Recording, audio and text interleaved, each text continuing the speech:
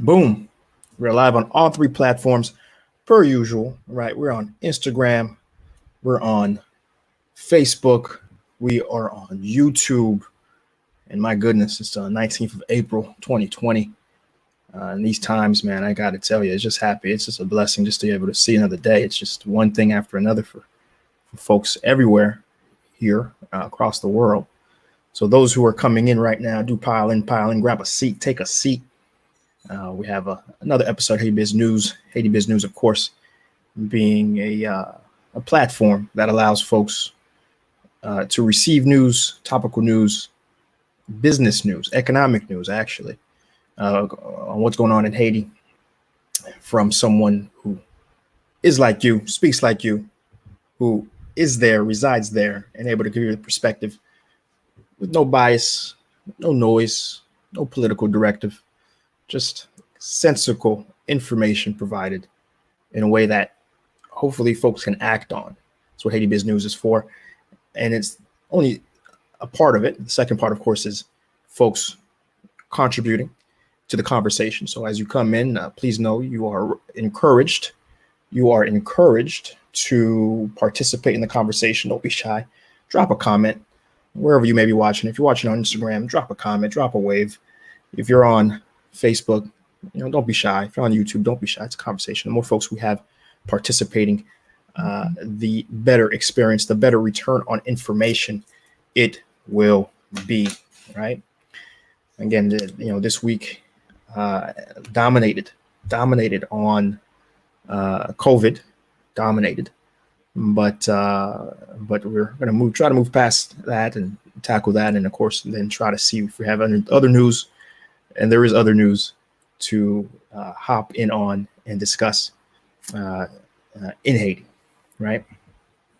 Of course, just top of the hour stuff I got to talk and do mention, of course, not being able to get out and produce new YouTube Seejeanty content. Take this as an opportunity to go through the archives, take this as an opportunity to view and review what we have already produced. I mean, we have too much stuff actually over the past 2.5+ years. So do go ahead, go through that content. Of course, we have a podcast. Now I know social media is about what are you doing for me lately, and what we're doing for you lately is producing a podcast.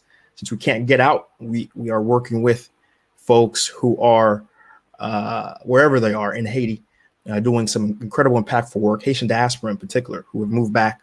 Because I wanted to make it very clear, I am not that exception. Folks run across my page, what I'm doing, and they're like, wow, we have someone who's a rarity. And actually, no, there's an army of Haitian diaspora who have taken up the charge to not accept what CNN has given them, who have not accepted what Fox News has given them, who have not accepted the narrative from the New York Times that Haiti is totally hopeless.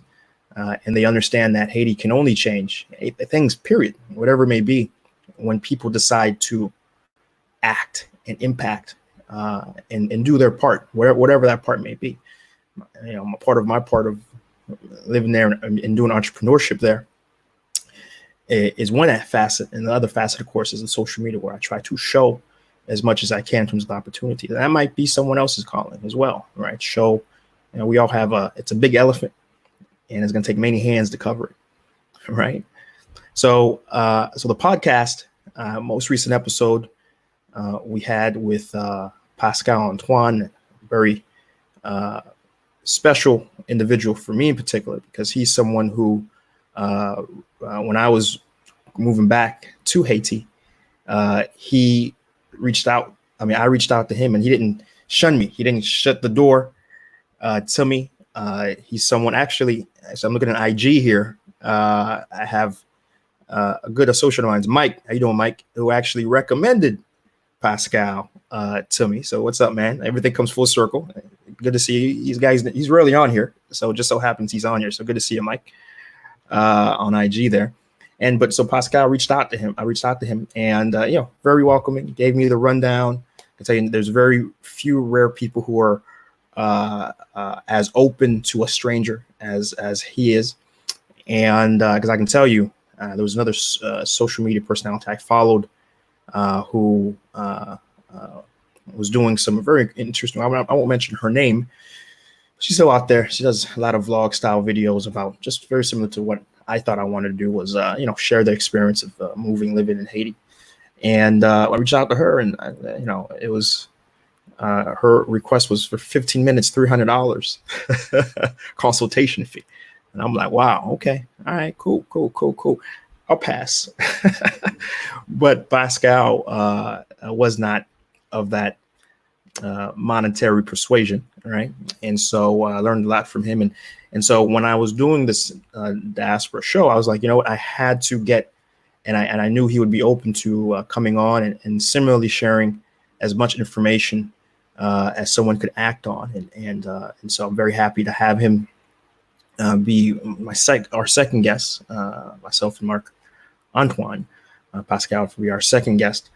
And so if you haven't seen that episode yet, the link is below in the description. If you're watching on IG or you're watching on YouTube, if you're on Instagram, you can go on my page. You click the link in the bio, and you'll see the Mapimpe IT as one of the links. Do go ahead and check out that content. I mean, I'm telling you, some of my best content in terms of just raw information, enjoyable. It's a podcast. So you can listen. It's on Spotify, Apple Podcasts, Google Podcasts. No excuse. We're on everything. And we even publish it on YouTube and on Facebook, because I know you guys are used to catching my content on those channels. So we're on everything. So however you want to consume that information, consume it. Right. I'm not dropping new on location videos because of COVID, but new content is being delivered to you. So again, do check that out. However you want to check that out. Right. As always, let me go ahead and get this banner up. Let me get that banner up.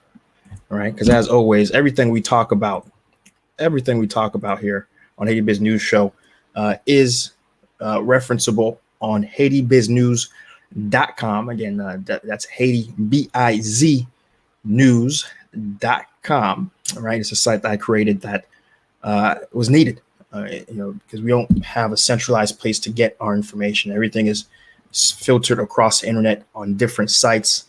And it's time for that nowadays, right? And so we pull all the business related information, all things that have secondary effects on the business environment. And we have it all there ready for you to consume, to look at, to read, one-stop shop. And of course, if you're, a lot of it's in French and Creole, of course, being the national language of Haiti. But if you want to get in language that you're most comfortable in, remember, you can always view the content, the website on a Google Chrome browser and add a translate extension. Very easy to do. Just when you're on your Chrome extension, just type Chrome browser, just type in translate Chrome extension. 2 clicks, you download on your browser, and then it'll automatically translate French to Creole. It will automatically translate Creole to English, right? Or French to English. French to English, and Creole to English. Or if you're a Spanish speaker, I got a few Dominican friends who come on the channel, stream to say what's up and hang out. You can translate French to Spanish as well, right? So again, and of course, you can see there on the stream, I got the Cash App there. A lot of folks say they love what I'm doing, they want to contribute. So however you want to do it, $5, $20, it all goes a long way to helping produce the content I do. I do have a videographer team, and I don't. A lot of folks were asking, so you know what? Let me not say no to money and give an avenue to do so. So that Cash App is there for folks who are inclined.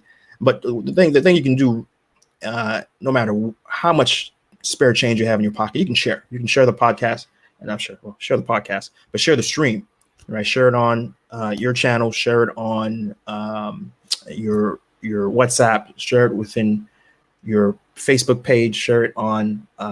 There's a lot of Living in Haiti groups, right? So do go ahead and share it. Let's get some more folks in here.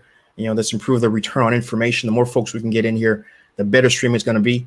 I know last week I thought it was going to be a short, like honestly, 30-minute episode, honestly. But the amount of great conversations we're having here on YouTube, on Facebook, on Instagram, end up having a 2-hour show, and honestly, I shared quite a bit of perspective and quite a bit of background in terms of what's driving the current events that are happening here currently in Haiti. And so, of course, let's bring some more folks in here and really make the quality of this episode much better, right? Of course, with COVID, I'm looking at my do and haircut. Man, excuse me, might have to come on next stream with a little do-rag to kind of, I don't know who made the call that said barbers are not an essential service, but I'm telling you, they're wrong. And when I find out who that is, they will be voted out of office, whoever they were, because I miss my barber, I tell you. So, but let me take a look. I see a lot of folks coming in, to IG and Facebook. Let me start reading some content, some comments. I see Miss Sonette. I am Sonette. Good to see you. Big superstar. We have a big superstar with us here on IG land. She's someone who I knew at a young age, and she's doing big things, pursuing her dream to be a singer, artist. So I am Sonette. If you don't know her, y'all do go ahead and follow this woman. Fantastic voice, fantastic personality. I'm gonna go ahead and drop that her IG panel handle on my Facebook and YouTube, and so you guys can go give her a follow, show her some love. Haitian, Haitian, please, right? If Rochelle can get 1 million followers for doing nonsense, let's give a true artist a couple more follows and do support her work as she releases it. So thanks, Sonette, for coming in. Appreciate you. Who else do we have in here? A couple waves. Got Jean Francois. What's up? Good to see you. Let's see who else we got in here. We have Emma Jeannie saying she just watched the Fubar episode and was really happy to see the movie theater episode of Seejeanty. Have you guys seen that yet? If you haven't seen it, go watch them. Those are some fun episodes I produced. Currently studying hospitality and wants to go there. Love to link up. Absolutely. Do feel free and continue to watch, continue to share. Hope you subscribe and do appreciate you being a part of the viewership, because I don't get paid for doing this. Don't have a sponsor. It's just about getting eyeballs, getting folks to change their mindset, mentality. So certainly happy about that. So we have a couple folks in YouTube and Facebook. I want to say what's up to Jean Bisante. Good to see you this morning. We got Jack George. Good morning, man. Good to see you. We got my regular William Pierre. Good to see you, my dear. Happy to have you back. We got Noel Lape. Good to see you as well, my brother. We got my Liberté Financière. I haven't seen you in a while there, man. Hope everything's been all right with you. I haven't been able to say that very difficult handle you have, which I've actually gotten very better in saying. We got Santos 8389. Bonjour tout le monde. M'explique en forme, messieurs. Pour me première fois mon stream là, m'explique ma voix encore. All right. We got Thomas Ferdinand. There we go. Hit me with the shocker. Good to see you, man. WAP Mini 99 podcast episodes were very detailed, very informative. Thank you so much. Glad you agree and are watching. So thank you. We got Jackie Ellie from Haiti. I'm from Haiti, adopted when I was 2. I live in the U.S. Did my DNA trying to find my birth mother. Okay, wow. Yeah, it's it's very common, that story of leaving early and being adopted. And certainly good luck to you, Jackie. I hope you find that familial connection is always important for everyone. We got G Darius 10. Hello. What's up, man? Ronald Etienne, big ups right back to your queens in the building. Hey, man, be safe out there, man. COVID is no joke. Be safe up there in New York. I'm seeing those numbers and they ain't going down at all. So certainly be safe out there. John Revelation, back at it again. You already know. Thank you, man. I will certainly try. Vladimir Pierre, bonjour. Ça va, mon frère? En forme?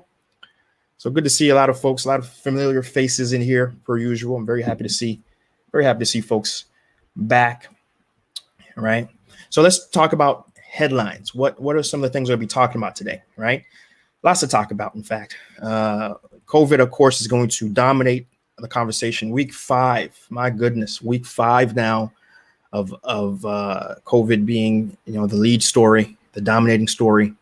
I'm sure a lot of us are tired of talking about it, but it doesn't seem as if it's going anywhere anytime soon. I know Florida, where I'm stuck right now, because the airports have closed 2 days before I could fly back to Haiti. It saw its biggest one-day increase of cases, about 1,400 or something cases, and a massive insurge of deaths as well, record days. So it doesn't seem this thing is going to be going away anytime soon. So we do expect numbers like week 10, week 12, week 20 potentially, until we have some positive good news about direction and where things are going. Right. So COVID, we're going to be talking about COVID. We're going to be talking about protests in Santo Domingo and Punta Cana. We're going to be talking about what Trump is doing and affecting the Caribbean in not a good way. We're going to be talking about how organizations across the world are stepping up to provide Haiti some assistance. That means IMF, USAID, CDC are all stepping up specifically to help Haiti. We're going to be talking about the Haitian private sector. I haven't talked about specifically what the Haitian private sector is doing, how they're stepping up, doing their civic responsibility in the country. So we're going to be talking about that. We have MSPP. They gave us some numbers in terms of how they're spending that money. Right, we're going to be talking about that, looking and seeing what they're saying they're doing. Right. And additionally, we're going to talk about the reopening of factories for some textile workers. Got to break that down a little bit. Hotels in Haiti. I know I've talked here and there about how they're performing, but we're going to talk about that. 100 good for $1. We're here. We're there. A lot of folks have been waiting for me to talk about it. Today's the day. We're going to talk about that today. Education, some educated relation news in terms of how Minister of Education is changing some rules and regulations to deal with the reality and what's going on in Haiti. And then finally, we're going to unfortunately end with the World Chapel of Haiti. We're going to talk about that today, and that's going to lead us out. All right. So that's the news stories for today. Lots to go over. Right. So do not change that dial. Right. I'm going to get right into it. Okay. Take a little sip of the sip of water. All right. So let's get into it. COVID. Where are we right now? COVID. We are at 44 cases. Okay, as of yesterday, 44 cases, positive confirmed cases, folks who were tested positive. The suspected quarantine cases are in the hundreds, somewhere around 500 to 600 people are suspected of being potentially with it, haven't tested yet, but they are in self-quarantine, right? So we have that. And for sure, we have 3 deaths. 3 deaths have been reported from the Ministry of Public Health, and it's certainly more than we were a week before. It's not, the amount of cases have not exploded as many folks fear that it's on the precipice. I can tell you that the fact that we're finding positive cases throughout the country, it's not, though it is concentrated in Port-au-Prince, but the fact that, for example, the 2 most recent positive cases were found in the Haiti region. Though, to be fair, that is where one of the first two cases, positive cases, were found. But the fact that we're finding more certainly indicates that there is community spread. I mean, that's not indicates, it's just a fact. We have community spread. And once you're at the level of community spread, that is the dangerous place, right? It's not just someone who flew in and was found to be infected. It's Haitians who never left the country and they're being found with positive cases. That is certainly a fearful moment. We have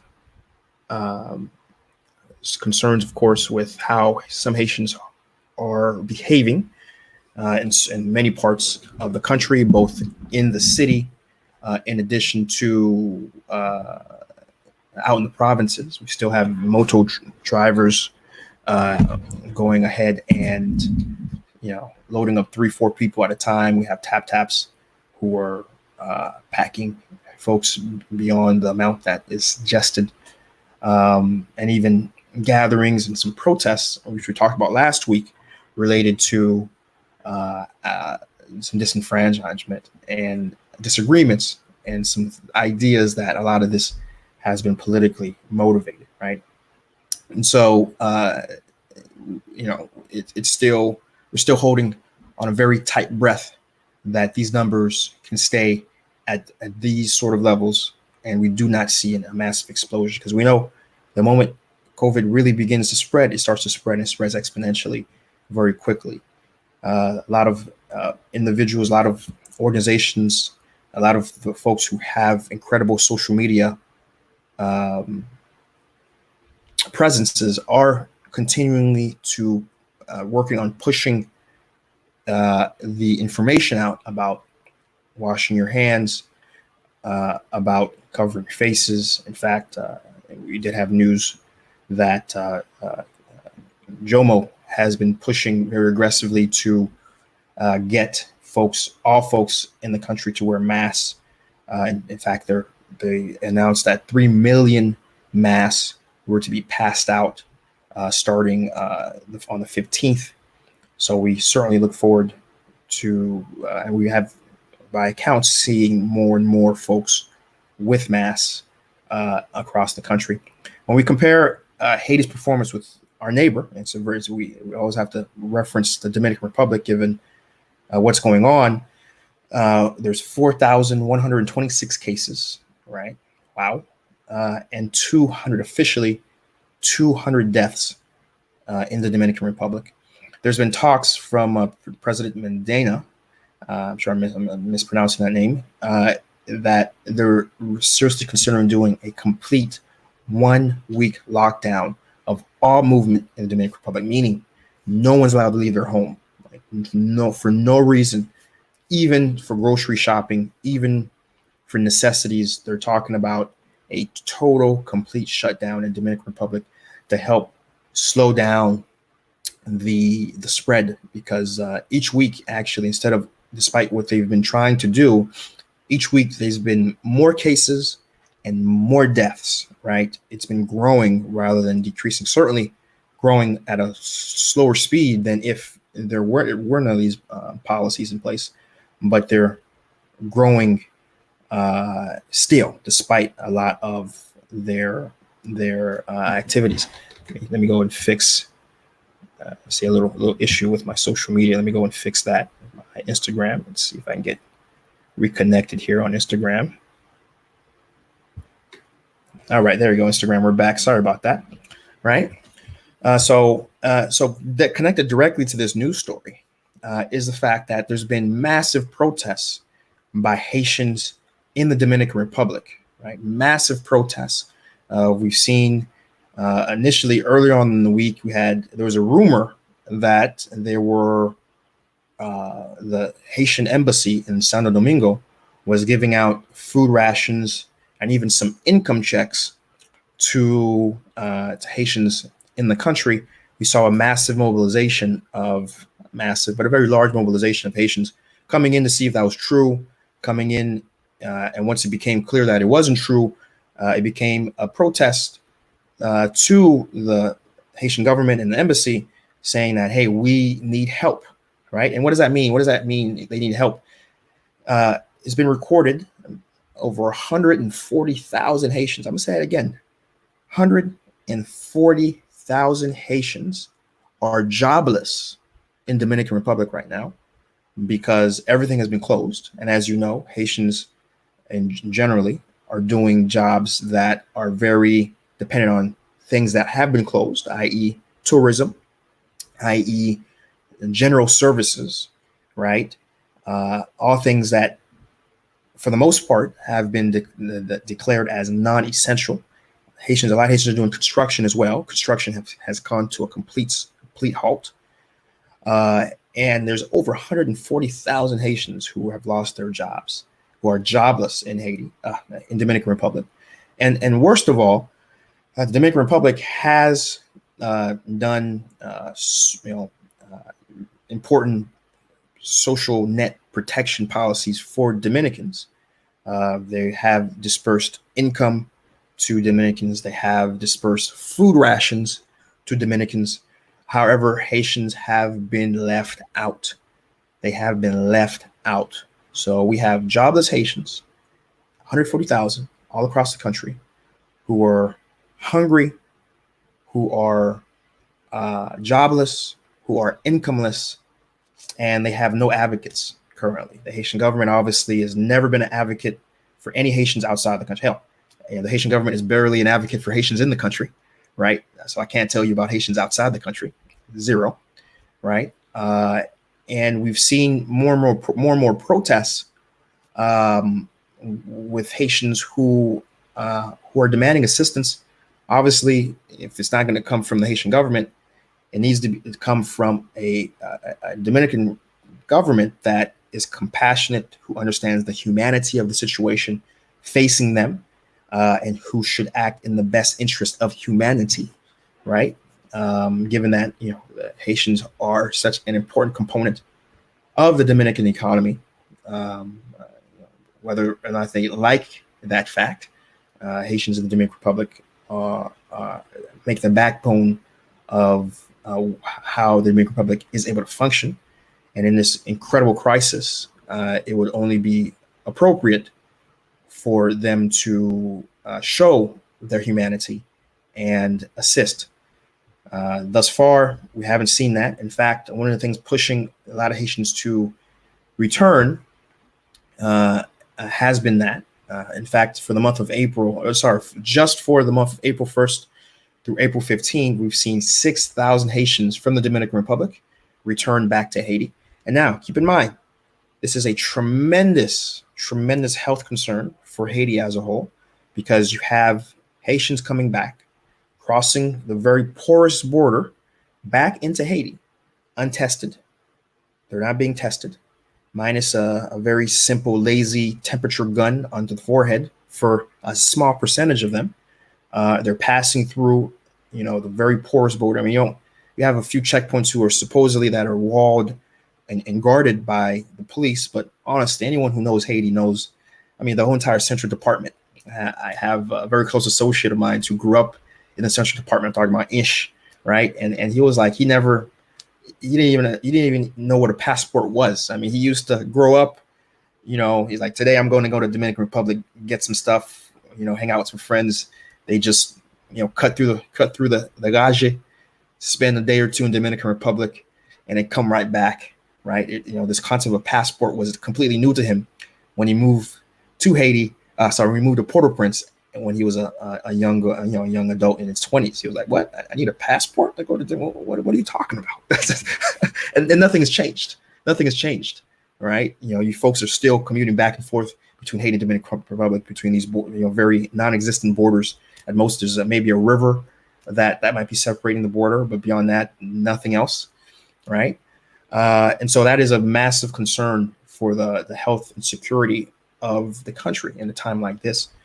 And so it is not just a Dominican problem; it is a Haitian problem in Haiti, a Haitian and Haiti problem that authorities aren't acting on, right? So before I move forward, let me take a look and see who do we have in the chat rooms today. We just updated. We got Jean Rodler, Michelle Rosenberg, and with the M in there. Morning, good morning. We got Dilucia Datus. Good to see you. You have a difficult name. You got to give me your nickname, Dilucia. But I'm gonna run with that until you correct me. Good to see you in the chat. I think you moved to the Bahamas, I believe. I know. Are you in the Bahamas right now? I'd love to know from a ground perspective what's going on there, or if you're back in the States, let me know. Shania Mill, good to see you. Good morning. Good to see my regular Shania in there. Also, I'm sure I'm butchering your name as well. Excuse him. Right. And a few folks coming in IG. Phil D. Charles, good to see you, brother. Wave right back at you. Right. A few folks else who've come in who are being a little shy. Good to see you guys. Right. So let's keep moving. News stories. Trump, good old Trump, right? A lot of folks, me included, was of the mindset, well, America, y'all can have who y'all want. I'm in Haiti. It doesn't affect me. Actually, it does. Trump administration, through the directive of Trump, has directed a complete total ban of exports of PPE equipment. We're talking about gloves, masks, surgical equipment, ventilators, anything that is being needed for the American response currently for America is being blocked. Now, you can say, wait a minute, they're in their rights to, do America first. They're in their rights, maybe, right? But if I told you that before they initiated this policy, that we had the Bahamas, we had Cayman Islands, we had Jamaica, we had who am I missing out here? Bahamas, Cayman Islands, Jamaica, Barbados, right? They all placed orders. Okay, they all placed orders to purchase equipment through private entities, right? Literally, their containers were full of equipment, right? That they purchased for, and on their exit out, U.S. Customs said, we're good. What do you mean we're good? We don't really care that you paid for it. This ain't leaving the country. But we have people in our country who have COVID, who, doctors who don't have equipment. It's a massive humanitarian crisis, but we purchased it, right? And the American administrations, actually, the Trump administration specifically, we don't really care. We're going to keep that here. It's going to sit on the dock. Nothing is leaving America. Your country has nothing to do with us. Sorry, your people have nothing to do with us. Good luck with that. So forcing a lot of the, these islands now to seek equipment elsewhere, including India, China, other places, unfortunately, right? And that is incredibly problematic from a humanitarian perspective. Certainly, anyone who has been following Trump and that administration, it's not surprising that they would choose to deny assistance to human beings elsewhere.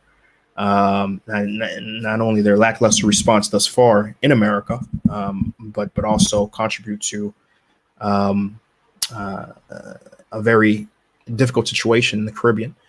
I see Philip D asking, is Turks and Caicos? I didn't see Turks and Caicos in my initial reports of having orders specifically already done and then being denied. Didn't see that.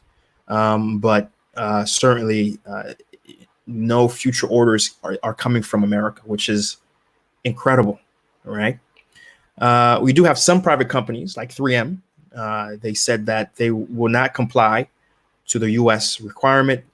They understand there is a humanitarian consequence to not fulfilling orders.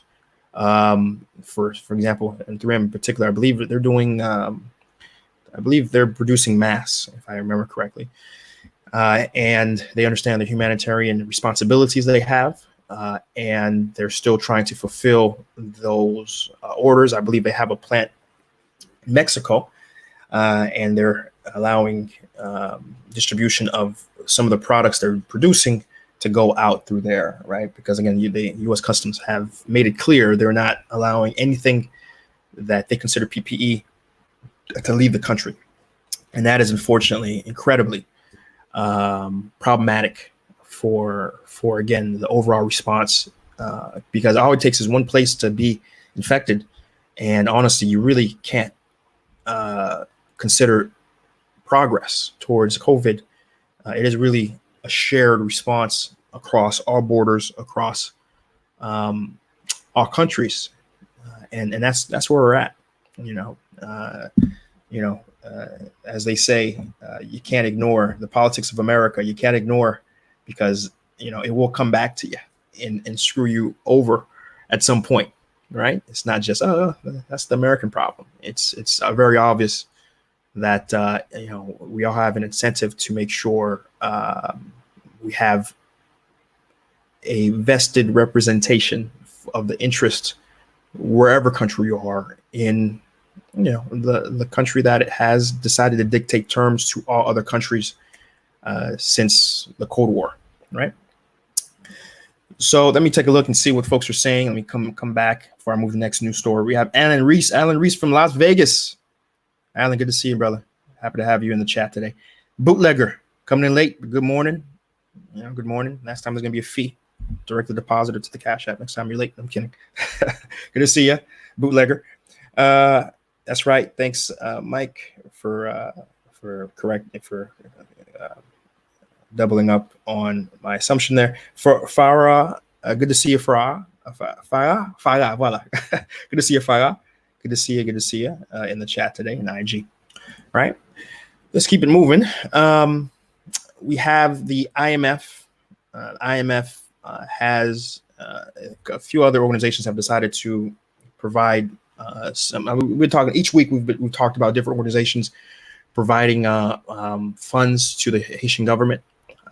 We had the World Bank the week prior that disputed quite a bit of a large sum. We had IDB the week prior as well, just setting aside, earmarking hundreds of millions of dollars to the Haitian response.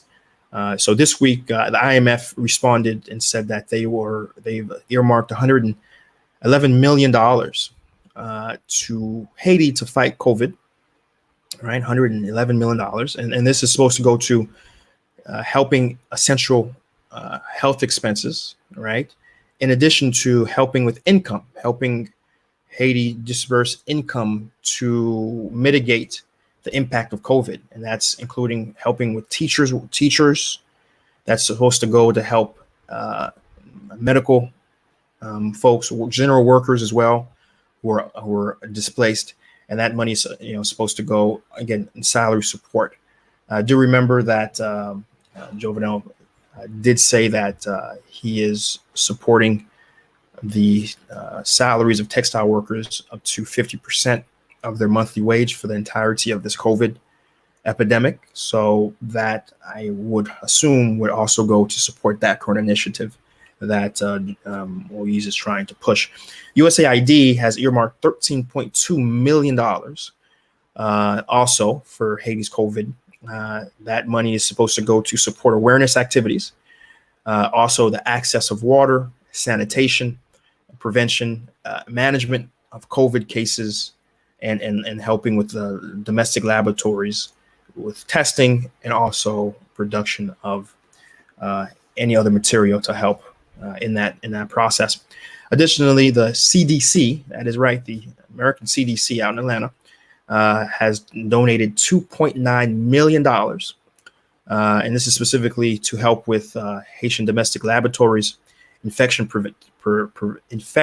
prevention, helping with water, sanitation, and prevention, and also management of cases.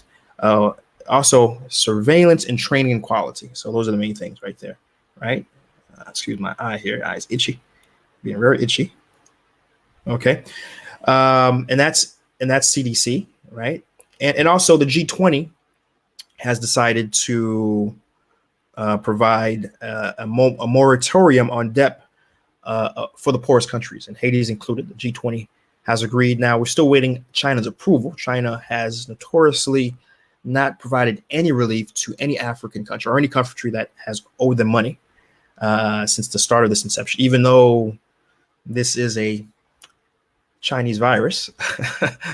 It's started in China.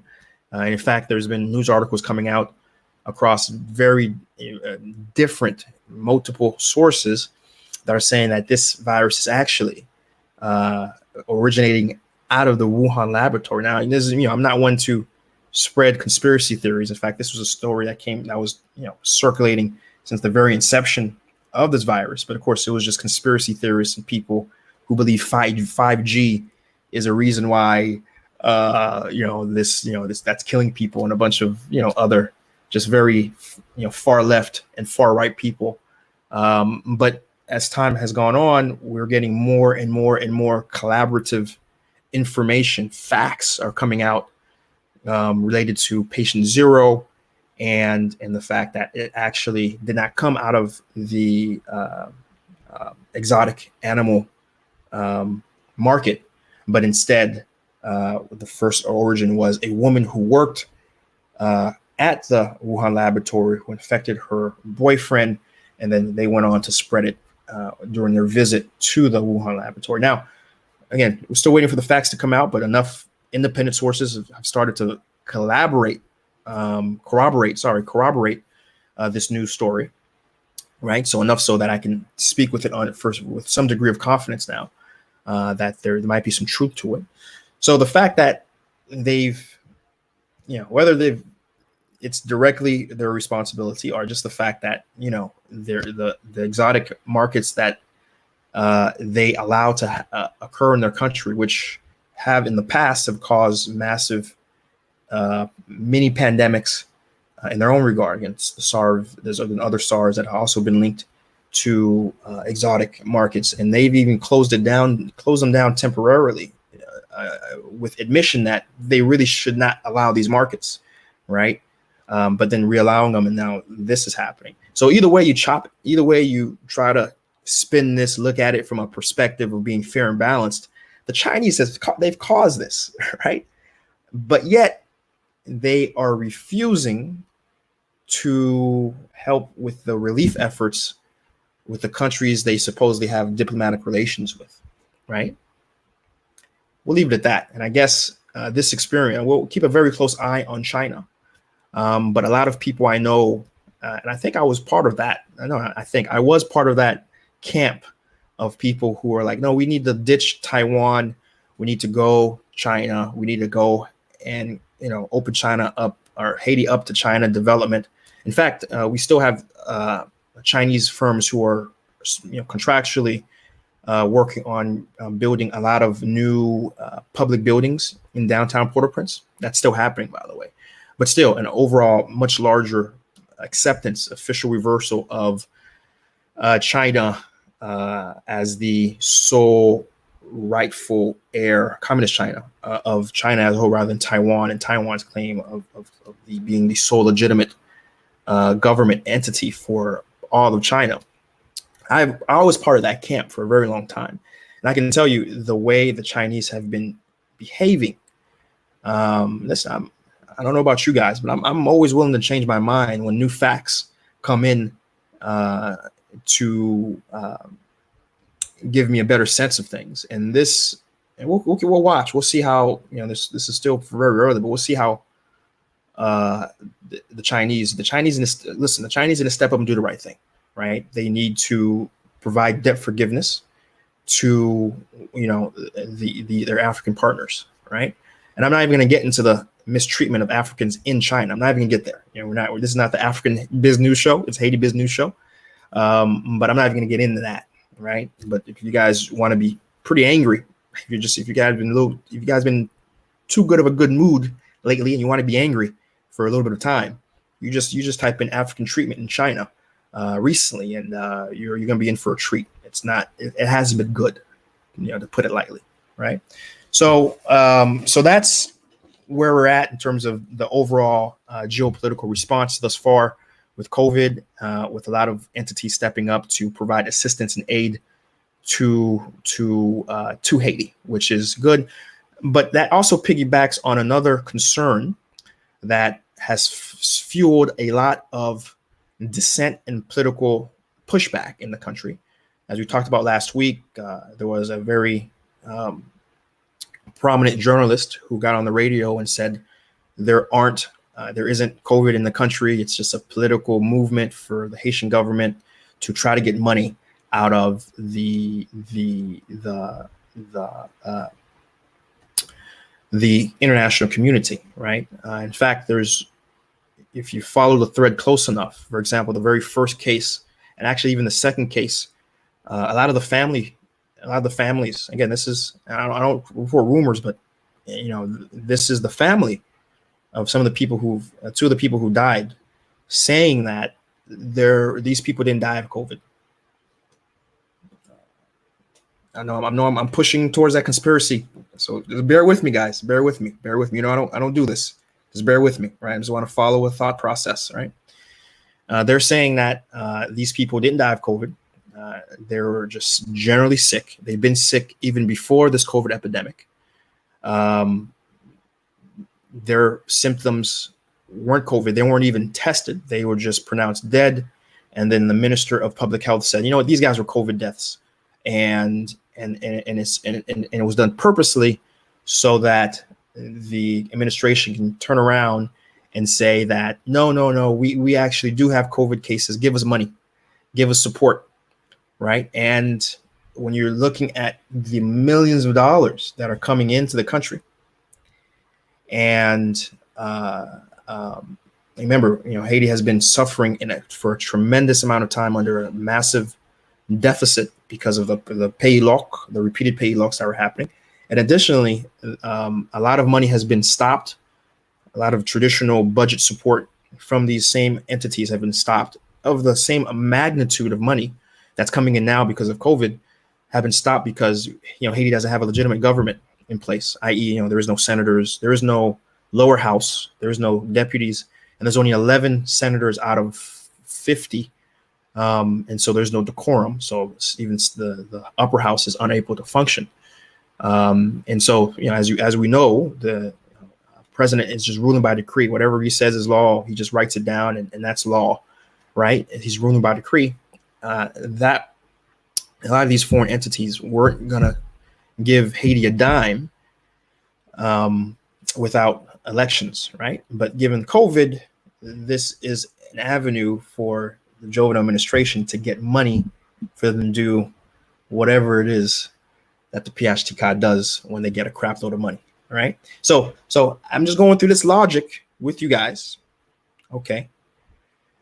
So for you guys to understand why there has been a lot of pushback by those who are most cynical with the Haitian government, right?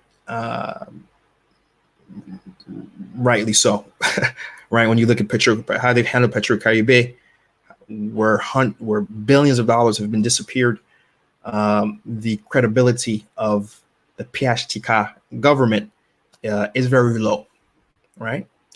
Am I saying that this is what's happening? Am I saying that the family members are totally right? I'm not saying that. All I'm saying is when you're watching the protests, if you see protests happening in Haiti and you see Haitians getting in front of social media, getting in front of a camera and saying, hey, there is no COVID in the country, it's just a political action.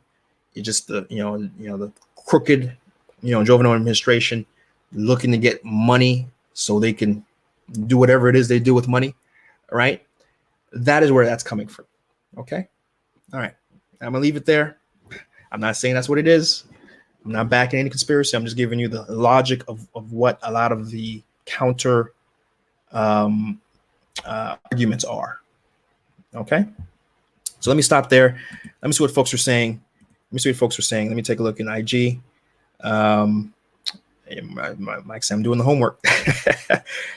Mike follows up, says the Jamaicans asks how Jamaicans how China deal has worked out for them. Yeah, it's I don't know specifically. I know in general, China is not doing any debt forgiveness during this part, and so I'm not sure if Jamaica has seen any sort of assistance from that perspective. I hope if there's any Jamaicans on the stream right now, y'all let me know. Let me know what's going on from that perspective. If you've heard China giving any assistance, because I know Jamaica owes China a lot of money. They built a new highway for billions of dollars, which looks like a cool looking highway. I can tell you, I wish Haiti had a highway like that. That would be pretty cool. But the cost it's in the billions of dollars. And I think they also built something else, maybe a port or another big project.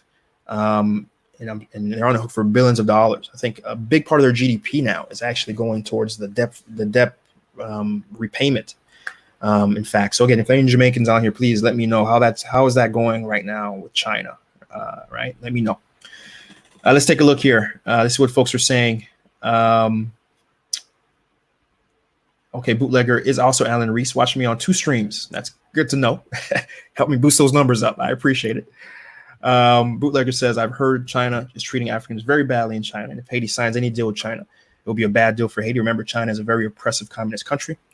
I mean, I'm usually the one on the opposite side of the argument right now, espousing the economic benefits of the Chinese projects. But I can tell you right now, I think China is reversing a lot of diplomatic goodwill over the way they're handling this. And we'll see how China responds, and if China can recover, if China can show and put a good faith back to the big project diplomacy that they were, working on for the past, years with the One Belt Road Initiative. And we'll see if China is able to recover from this. But certainly I know the eye of China right now is domestics, right? And making sure they overcome this, not only from a health perspective, from an economic perspective. And so they don't, again, every country has the right to put the priority of their peoples first, including China. And so that's where their energy and attention is. And so we'll see once that attention has decided to pull back, where and how China is going to respond. Okay. William Pierre follows up, says, I hope I can wait to big agricultural projects to come out of this, at least from the private sector. Everywhere we talk about the importance of this sector right now, but I want to see some action. Right. I agree with you. Certainly, I think this should be a catalyst for the importance of domestic production. We've talked about this many times. Just go back and check out any one of my videos. I think the one I did, if not last week, the week before, I spent a large chunk of time talking about the importance of domestic production. I'm sure I'll have an opportunity to go in that rant again, if not today, but another day. It's a rant that I don't mind rehashing because it's absolutely important that we have domestic production, even on good times. But in times of crisis like this, where we have Trump deciding that, we're not going to send out PPE, we're good, but how if you're going to not send PPE out, what would stop you from saying, because remember, Haiti depends very much on the rice of America. The number one exporting partner or direction that American rice goes to is Haiti. Haiti's number one. And by millions of tons of rice goes to Haiti. What would stop Trump from saying, rice, it's a domestic good. We're not going to allow rice to go out anymore. We need it for our people. Do you see how little national power you have as a country? Sovereignty is the word I'm looking for. How little sovereignty that you have when you depend critical industries, critical aspects of your economy and for your people to function outside your country, right? I'm an economist. I'm a big believer in the global economic marketplace, right? In fact, I advocate people who are coming to Haiti to look to establishing businesses that look outwards. But for certain sectors like agriculture, right, it should be a national priority that you're able to produce as much as you need domestically. And then whatever may be left, whatever little shortfall, all right, bring it in. But there should be national priority, national taxation laws, national incentives, investment coming from the government to ensure that agriculture can stand on its 2 feet by itself, right? Because there's nothing stopping Trump from saying, rice, we're good. We're not going to bring rice out anymore. Nothing stopping him. And when that happens, God, let's pray, that the amount of deaths of Haitians are not in the millions, that there only be in the hundreds of thousands, because there's going to be hundreds of thousands of people dying of hunger. Because remember, almost 70%, 70-80% of Haitian rice is imported. Haitian wheat, imported, right? Imported. When we, back in the 90s, created 100% of our rice domestically, right? I almost got into a rant there, pretty close to a rant. Let me pull back, right? Jean Bissant Have read about bootlegger, talking to bootlegger there. Laya B, hello from Massachusetts. I'm Colombian, but I'm Haitian and by heart, 100%. Love your country. Great content. You're so knowledgeable on stuff. Keep it up. Thank you, Leah B. Happy to have folks from different walks of life watching us. Hope to see you again, Leah B. We're here every Sunday, 11 a.m. talking, having a conversation, sharing news, and whatever perspective you can provide from a Colombian perspective, the better. The better we can educate ourselves. So hope to see you again, Leah B. Thank you for dropping a comment. Appreciate you. Bootlegger, let's see. Only reason China has any interest in Haiti is to further alienate Taiwan. Yeah, that's a part of it. I don't know if the only reason, but certainly a big part of the reason, certainly. Our Marashi TV says we need to keep China out of Haiti, right? Try to go open a business in China. They will not let any outside people in. That might be true. I don't know. We have a little Pop-Tart Jr. Good to see you. Marashi TV follows up, says we need to develop our country. I totally agree with you. We got Set Tona follows up. He says, our business is still running. Are Haitians following social distancing? Things seem like they're running as normal. What's overall affecting the economy? Deaths these days. COVID, interesting. Okay, so Set Tona, I haven't seen Set Tona in our chat ever, but welcome. It's your first time. Now, if you want to know what's going on in Haiti, this is now week 5 of basically a Haiti Biz news show. That's basically the COVID news show. So if you want to know what has been going on, feel free to go to Seejeanty Facebook channel, or I don't know where you're watching this from. It looks like you're watching from YouTube. Go to the YouTube channel, watch our other Haiti Biz news. There's been 4 weeks of me providing updates on COVID.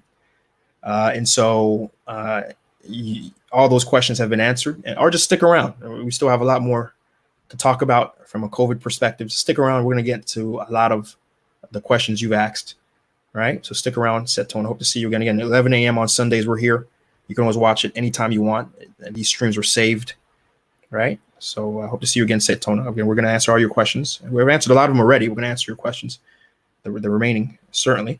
We got Bootlegger following up, says Dr. Ben Carlson, 2016 American presidential candidate, states 98% recovery rate from COVID virus. I hope that's not true. Because actually the death rate in America for those who are affected is closer to 6%. So that right there is a bald-faced lie. I think when the numbers first started coming out, they were probably at 2%, but they've since been at 6%. And you can understand a lot of the things driving the averages up. We talked about this last week. Has been minority communities where we're seeing death rates as high as 40%, 40 to even 60% of the people who are dying in America are minorities, right? And there's no surprise, minorities and poor people, right? Because those are always been the people in America who really never really counted as citizens and never really appreciated or afforded basic protections from a healthcare perspective, much less a general economic perspective, right? So it's no surprise that during a massive economic / healthcare crisis, they would be the most affected, right? Especially when we have a healthcare system built on those who work. And we've had in the past 3-4 weeks, 25 million people who have been unemployed, and i.e. losing their health insurance, in addition to the people who are never employed, are employed in gig economies who never had health insurance. And there are a few subset of people who perhaps had Obamacare, but as we know, Obamacare is very, very, there's holes in Obamacare, right? I know a close associate of mine who's on Obamacare. He has a premium of over 10,000.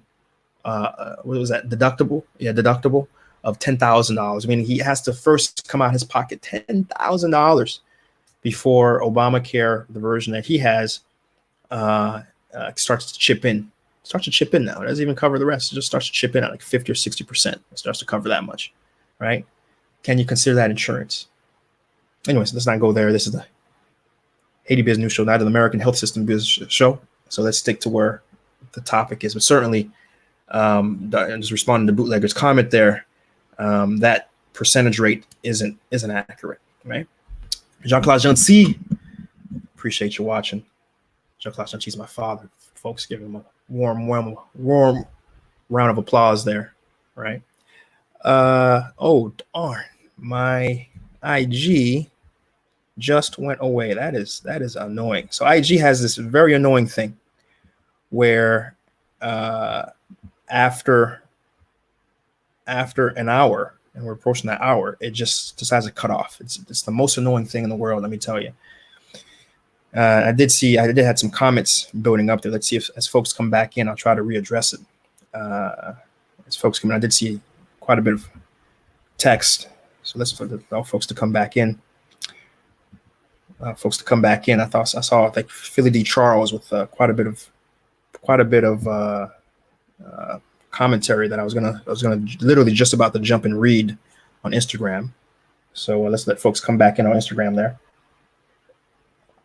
Welcome back, folks. Welcome back. Sorry about IG being weird. IG used to go 2 hours, but I guess they've changed things up. You know, I wonder how D Nice does it. I see D Nice he does these DJing. He goes up to 15 hours. It's 15-hour sessions, 10-hour sessions. He doesn't get cut off. I don't really understand it. You know, I guess I don't have enough followers for IG to give me an exception from being restricted. For real. But I don't see Phil D back yet, but when I see him come back inside, I'll ask him to rewrite what he wrote. Looked like he had quite a bit to say there. So let's move on. While we wait, let's move on to the next news story. The next news story. Actually, I'm gonna skip this. I'm gonna come back to that story I had originally planned to write next. And given that we're talking about government expenditures and we're talking about the little theory that I provided to understanding the overall picture, MSPP expenditures of the Haitian budget, right? So we've had exactly 19.1 million. We had 19.1 million that the Minister of Public Health has expressed that they spent since the beginning of this crisis.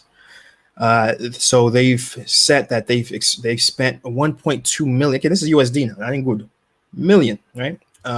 Daily expenditure, and this money has gone to helping pay for police, the extra working hours and extra hires related to government officials have been paid for out of this $1.2 million daily expenditure.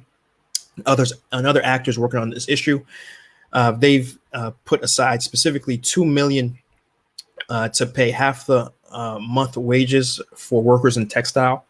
And we talked about that before. Jovenel has said that he will be providing for almost 60,000 textile workers across the country, at least half their wages, going forward.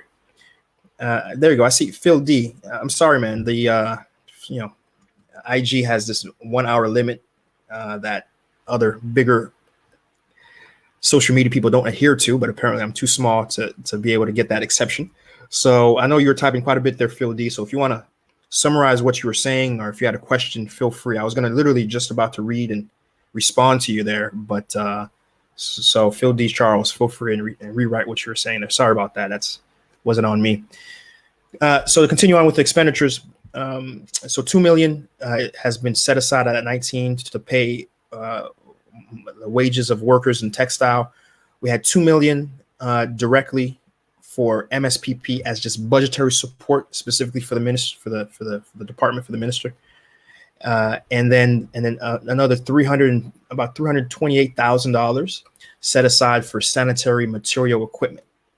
Right. So altogether, that accounts for 19.1 million. Right now, that 1.2 million of daily expenditure still, that's a big of a question mark for me, because it doesn't necessarily address or talk what exactly is being spent in that 1.2 million. And we have these general ideas and categories, right? And I'm a guy, if I were given a spreadsheet of financial accounting, I should certainly spend time to read it and report it back to you guys. Of course, Haiti has never been a place that has had full, clear accounting, unfortunately.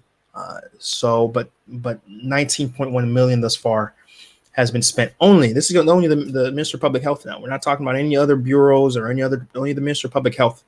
19.1 million, right? And of course, as we're saying, however you want to spin this, you can spin this, right? You can say this is absolutely needed. This is why, the IMF and all these groups are giving money to Haiti, because this is not a cheap thing. It takes millions of dollars to implement a proper response, right?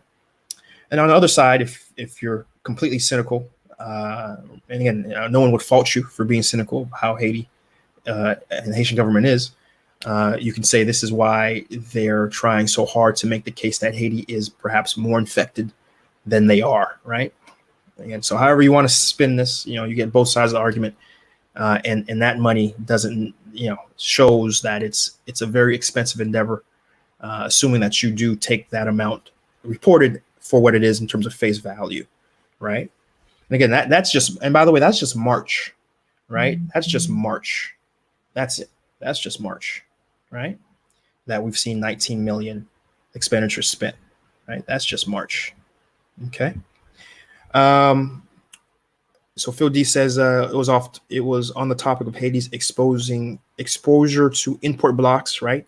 PPEs being blocked, leading to rice and other things being blocked. Absolutely. Yeah, that's, one thing I've been happy to see there has been a very strong domestic push of fabricators producing mass domestically. There's been multiple companies we've talked about 2 weeks ago. In fact, we talked about Haitian and Dominican. I was happy to see a lot of folks had reached out to me after the stream and wanted the information. I know for sure there was a few hundred orders just from you guys who are watching and wanted to purchase a few masks for your families out there. So that was great to hear and know that, those guys can get these. They're in Kafu, but they're delivering everywhere. In fact, myself, I think I mentioned I bought quite a bit of masks for my employees in Haiti who are still coming in and working, social distances and doing all the necessary protections, sanitation of the office and et cetera. But I got them masks, several masks for themselves and their families.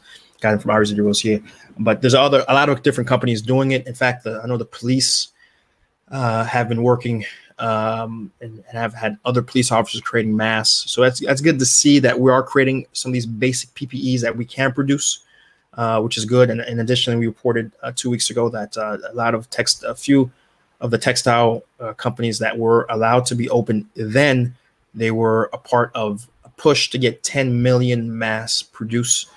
And I think up to right now, we're up to 3 million or so, 3 to 4 million masks produced by these plants.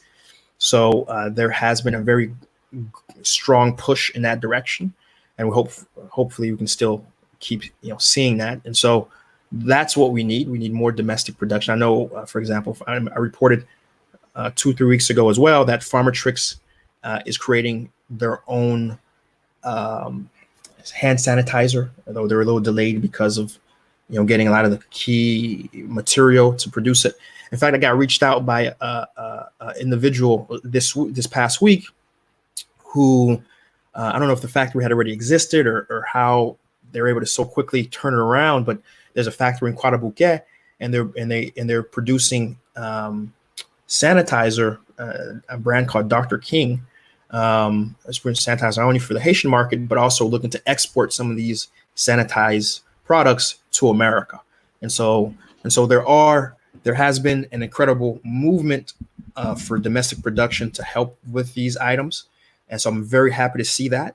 That's very encouraging from that perspective. But again, I do hope that this can continue even after the COVID case crisis has moved on, right? Philly D follows up, says that's more reason for a return to growing and making things in Haiti. I agree. Following in my footsteps, definitely. I appreciate that, and I do agree with you there, Phil D, for sure.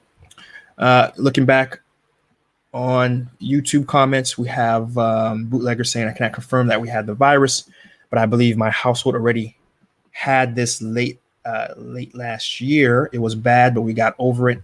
Many friends in Haiti have already had it too. Wow. Well, if that's the case, if you had COVID, certainly, Bootlegger, we're happy that you survived it.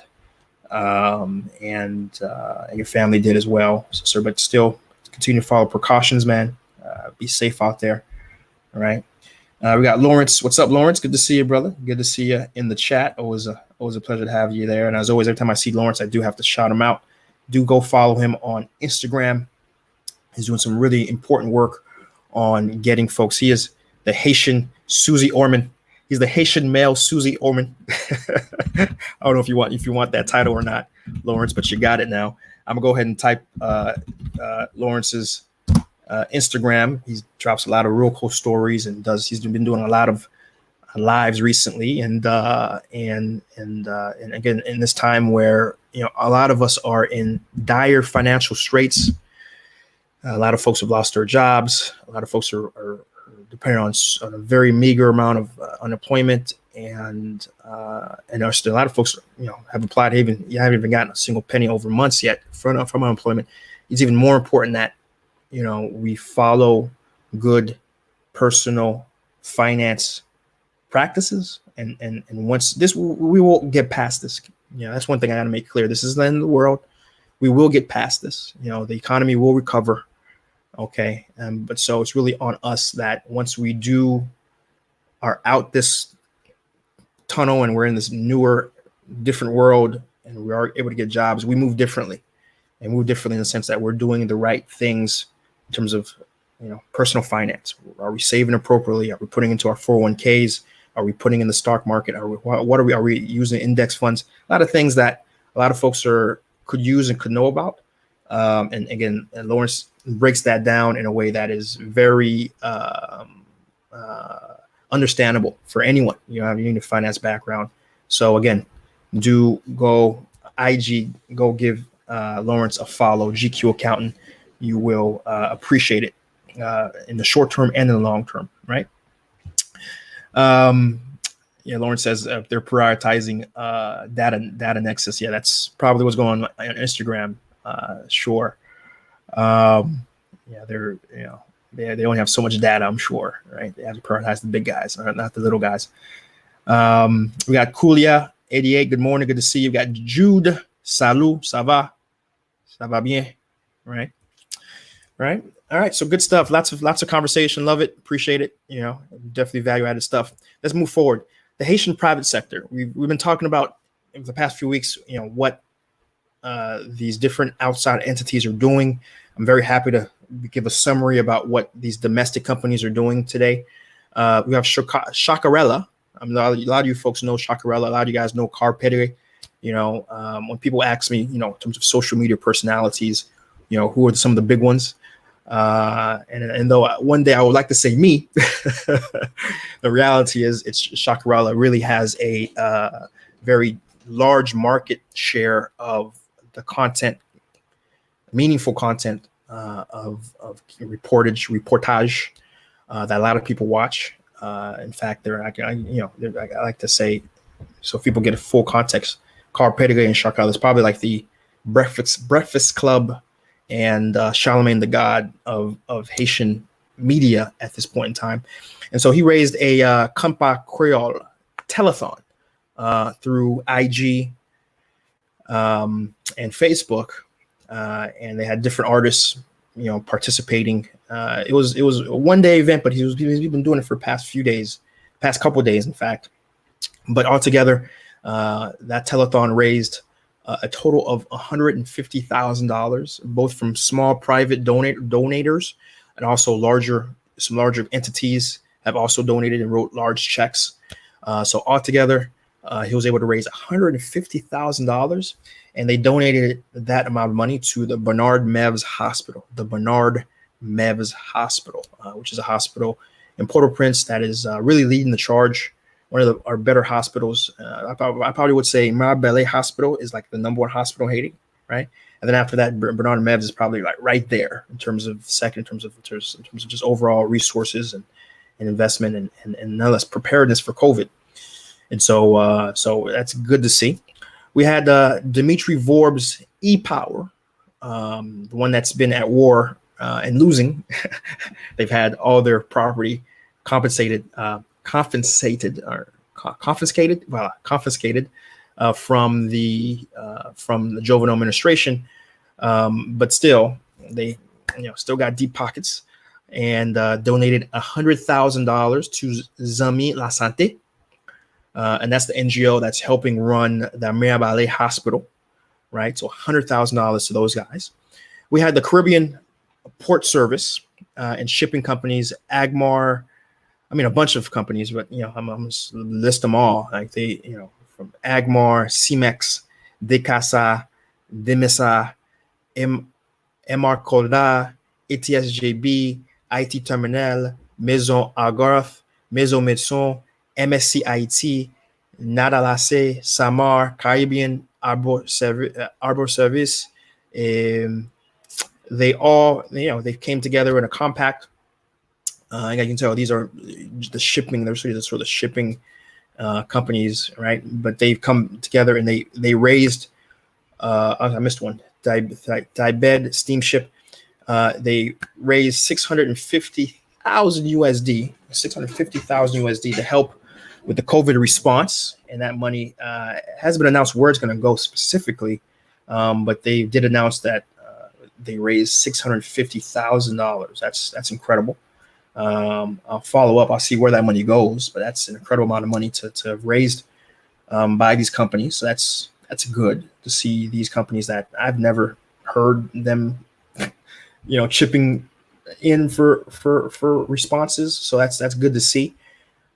We had GB Group. GB Group, of course, is the holding company for Bijou. Bijou, of course, as you know, is the richest man in Haiti, the only Haitian billionaire. So GB Group has given the National Public Health Laboratory 5,000 screening tests. 5,000 screening tests, which is important. One of the big criticisms of the current response of the Haitian government is that there's been so few people tested. And so having 5,000 screening tests, that's important. That's a big deal. So we're happy to see that. And also they donated 1 million bars of soap, to groups, different associations. Most importantly, the Transportation Association. That's the folks who are running the taps and things. So it's good to see that as well. So they're impacting the screening testing and also the preventative measures by giving millions of bars of soap that they've produced. They're a producer of soap, by the way. Their bars of soap for free to these different associations. Digicel, as you know, everyone knows Digicel, has provided 20 ventilators to Zami La Santé. Zami La Santé, the NGO that is helping run the Mirabale Hospital. The hospital I just told you is like the #1 hospital in Haiti. And also this is where a lot of those who have been confirmed cases, they've been moved to, Rue, for example. And they've been given 20 ventilators, which is nowhere enough, but it's certainly 20 more than that's desperately needed. That's going where it needs to go. Also, we had the Association of Importers of Motor Vehicles donate $80,000 to the Gasco Medical Centers. Gasco Medical Centers are sort of, I can tell you, a set of retail. Let's say that retail. I want to say retail. They're community clinics, right? And you can find them all over the country, the metro area, and it's usually the first point of contact for a lot of Haitians. And the prices to be seen by a doctor relatively reasonable in most cases. And so they've been given money to help support their efforts because they are really a first point of contact for many, many Haitians. Additionally, Capital Bank Group has also helped and provided to the Gashico centers by a tune of 100,000 USD. So altogether, Gashico. I know I'm messing up the word. Excuse him. I'm reading it the way I'm seeing it. Right. The Gashico centers have received 180,000 USD. Right. And finally, we've had DINESA, the National Distribution SA, which is the brother company of Sodagaz. Anyone who's in Haiti, they know these companies. They know DINESA. Yeah, they know Sodagaz. Sodagaz is if you're getting your propane, and Haiti is very much run on propane. Those who can afford it, it's usually those who can't. The pep de male, they have to have no choice but to go and get charbon. But those who have even the minimal means prefer propane. Sodagaz has an incredible monopoly on the propane gas market. So they've donated 50,000 USD to the Haitian Foundation for Academic Endemic Diseases. It's a foundation that is working very closely with laboratories to help with testing and other preparedness. So that's a good thing. And in other news too, it's important to note that the Prime Minister has decided to help fortify the police officers in Haiti by providing a 10,000 good bonus for all officers, because officers are currently working with the COVID response right now, and they're providing a 10,000 good, and that's effective. Just so you guys understand how much that is. That's about what is 10,000 good? 10,000. Is that really that much? That can't be that little, right? Where's my little handy dandy calculator? Right, today, yeah, that's about right. Yeah, that's about $100, about $100 USD bonus, right? But 10,000 good is a I don't want to say sizable amount, but it's a amount that is recognized as being the very minimum that you could provide somebody as a bonus and it not be offensive. Let me say it like that, right? For all what the police officers are charged with right now with insecurity in the country, I can tell you that's certainly not enough. But certainly it is a minimum amount that is helpful, right? And I say that very reluctantly. That's helpful, right? So that's where we're at with that news story and news segment, right? So let's take a look at what folks are saying. Jude is asking, am I in Haiti? As I expressed, for multiple weeks now, I was 2 days. I was just visiting my family and wife here who were stateside, and 2 days before I was supposed to fly back to Haiti. Haiti closes borders, right? As you know, no one can fly into Haiti right now. You can fly out, but you can't fly in. And so, unfortunately, I'm stuck running my business remotely, unfortunately, but keeping a very close eye on things and my affairs and just how things are in the country. But generally, though, I am in Haiti. Folks know I report straight out of Haiti. But given what happened, it's not intentional. Trust me, believe me, I did not try to be out of here. I literally bought this plane ticket a month ago. The plane ticket that got me stuck here a month ago, thinking, I'm just, fly in, see folks, fly back out. And 2 days before, lo and behold, I got stuck. Right. And even a couple of days before coming into the country, I was like, things are getting pretty bad, but it can't get that bad that quickly. I'm sure I'll still be able to come back, but then, as you know, things just happened so quickly, just in days, things just were happening so quickly. Not only in America, but then in Haiti, getting back-to-back COVID positive confirmed cases. And I think that first death happened at that time too. And once you have that first death, that's when King Moise decided to close that lever down and shut everything down from entry to the country to factories and all that. So I got stuck there. But great question for asking, Jude. Lawrence follows up, says, as you scale up, I'm excited to learn on what's happening in each region of Haiti. Absolutely. That's one of the biggest regrets I have of not being in the country, because I certainly would have been producing some on-location Seejeanty stories that unfortunately I'm denied that ability to do so. But no, certainly once we get back in the country, one of the first things we're looking to do is record or get some of the players who have been part of the response for COVID. So some of the first stories I'm going to try to get on camera before we get on to our other shooting schedules. I can tell you I had a month worth of scheduled episodes that I had to cancel them all, because even if I was in the country, a lot of these folks, obviously they themselves have had to change where they're doing business. A lot of these folks themselves are run by people who have a lot of family in other countries, and they had to leave to make sure they were with them. So even if I was there, I wouldn't be able to do much except maybe try to figure out how I can do some COVID episodes. So it is what it is. It is what it is. Richard S. Yep, I think I just answered you there. Right? Yeah. Until you guys hear, Haiti is allowing flights back in the country, you know what the answer is. All right.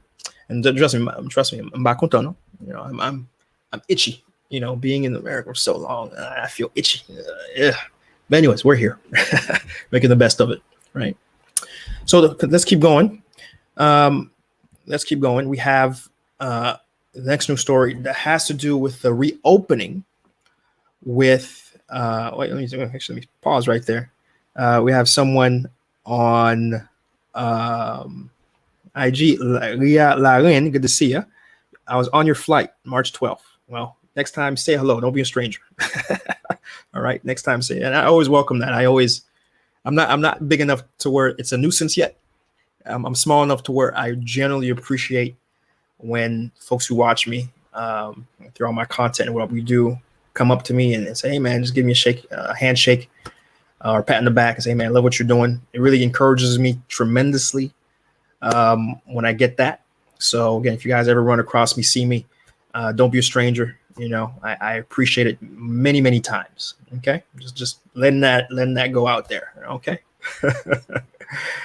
All right. Textile workers, factories are reopening.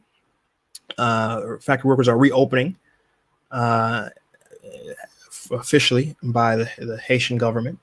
They've allowing all factories to reopen, with the caveat that only about 60% of the staff be allowed to work in total, and at any one time, only 30% of that staff is allowed to be on property, and that's to allow for folks to be able to space out.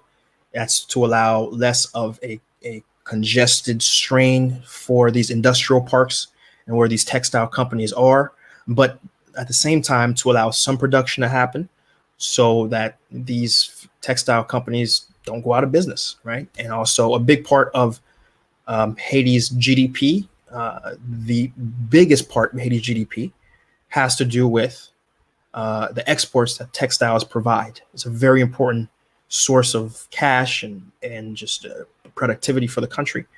And so this is a compromise that the Haitian government has decided to do to help with that overall situation. In addition, again, even for those who are returning, they still intend to continue to provide half of the salary for these employees, right? Of course, these reopening factories have promised that they're going to take all preventative action. Everybody will still be required to wear masks.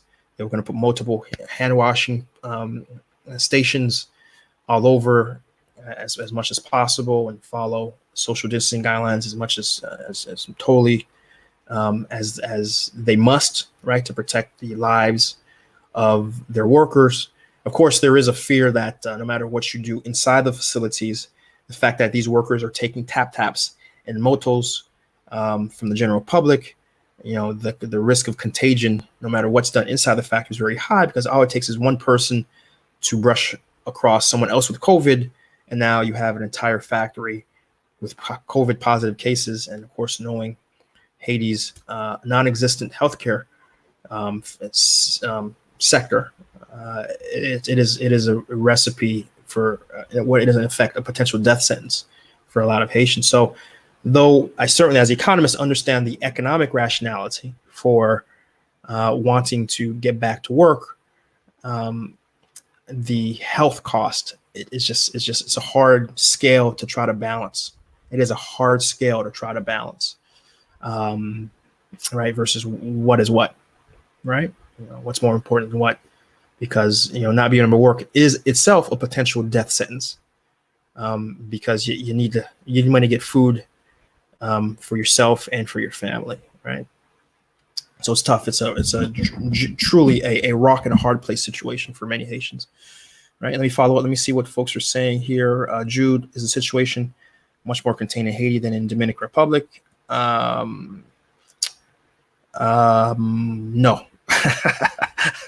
That's the short answer, right? Kuya, how many confirmed cases of COVID-19 in Haiti? We talked about at the top of the podcast, 44 cases in Haiti currently, and 3 deaths, right? In the Dominican Republic, we did talk about that at the top of the top of this live stream, and they have exactly 4,126 cases to be exact, right? Great questions, appreciate that, right?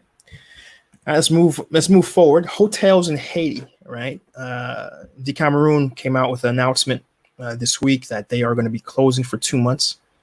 I'm gonna say that again. It's very sad. It's very sad to add. The Cameroon is closing for 2 weeks. 2 weeks. I wish it was 2 weeks. 2 months, right? And as anyone who knows, the Cameroon is the flagship resort hotel in Haiti. It's a resort that has all food included, all drinks included, right? The best that we have, and they've been operating already at a very low efficiency or product efficiency, operational capacity. Well, capacity, I meant to say. They've been operating at a very low capacity because of the level 4 advisory that already has made it very hard for people to book and find Haiti and fly into Haiti. But now they hit with this double whammy of COVID shutting down all transportation and all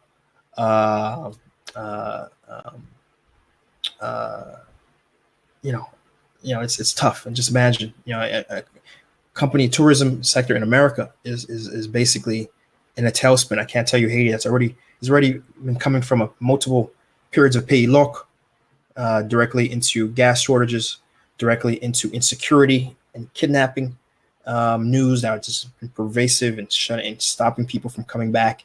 And now you steamroll that into COVID, level 4, but then COVID, so basically what has happened is, the Cameroon has totally closed. It's going to be closed for at least 2 months, they've announced. And then the following Caribe Hotel, Survey Hotel, Royal Oasis, Oasis, as it's known in Haiti, Hotel Montana, Plaza Hotel. I think I reported last week too that Marriott Hotel is also closed. So they've, every hotel, in effect, every hotel of repute in the country has closed its doors during this COVID epidemic. Some of them have announced that it's 2 weeks. I keep saying 2 weeks. It's 2 months. Some of them have said, just listen, as long as this COVID is happening, we can't operate, right? It's a health concern, and folks aren't even flying, right? The country is shut down, right? There's no flights into the country, right? So I suspect this is going to continue until the administration of Jovenel has announced flights are going to resume back into the country. And even then, we'll know it will be very slow, because people will be very slow to get back to their lives because of the fear and the concern of, are we really over the bridge or hump or not, right? So again, that is absolutely devastating for the hotel sector that has been already, it's been identified as an important part of Haiti's recovery, but to know that in effect, we have no operating tourism sector as it stands right now today, right? And that's scary. That's scary from a economic progression.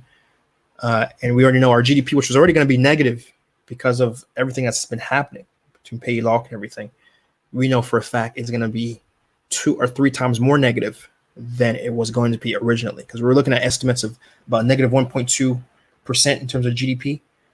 It will be lucky if it's 3%, negative 3%. We'll be lucky. If we walk out of this and say it's negative 3%, I'll say, you know what? Wow, we had a good year, right? I expect it to be much lower, right? And other news stories related to the economic situation in the country. 100 good. Haiti is at 100 good, right? We finally crossed that threshold. I've been watching it for a while. I didn't want to report on it just yet until we've crossed it. But anything, this is part 1 though. I'm gonna have to come back next week. It's gonna be part 2. Part 1 is that we've crossed the threshold in the sense that to purchase $1, you have to give 102 good, right? In foreign exchange, there's 2 parts of it, right?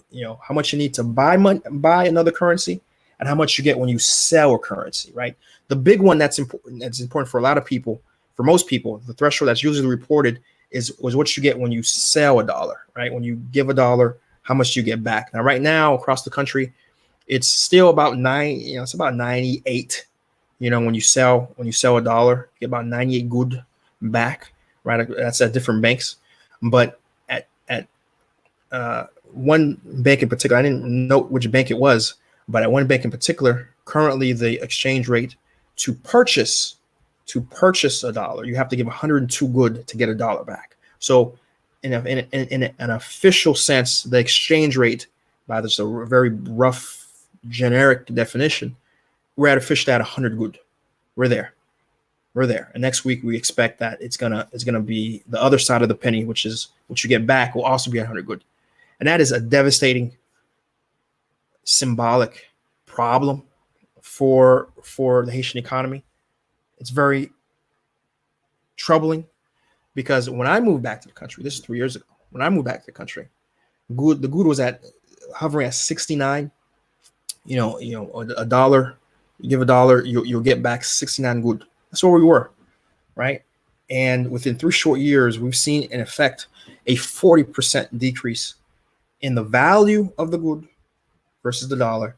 And additionally, this is not even talking about the inflation. Inflation, what is inflation? Inflation is even if the currency stay the same, even if today we're looking still at 69 good, a dollar will give you 69 good. Even if we're looking at that, domestically, would be the what you can do with that dollar would still be significantly less because we've been experiencing the past 2 years alone 20% year-over-year inflation.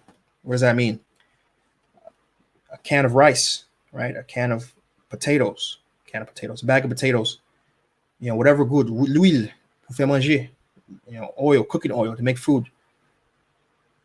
If it cost a dollar, right, yesterday, next year it costs $1.20, right? And the year after that, it will cost $1.36 or 8 or so, right? So in 2 years, something that would cost $1 would cost over pushing $1.40, which to you and me may not sound a lot, right?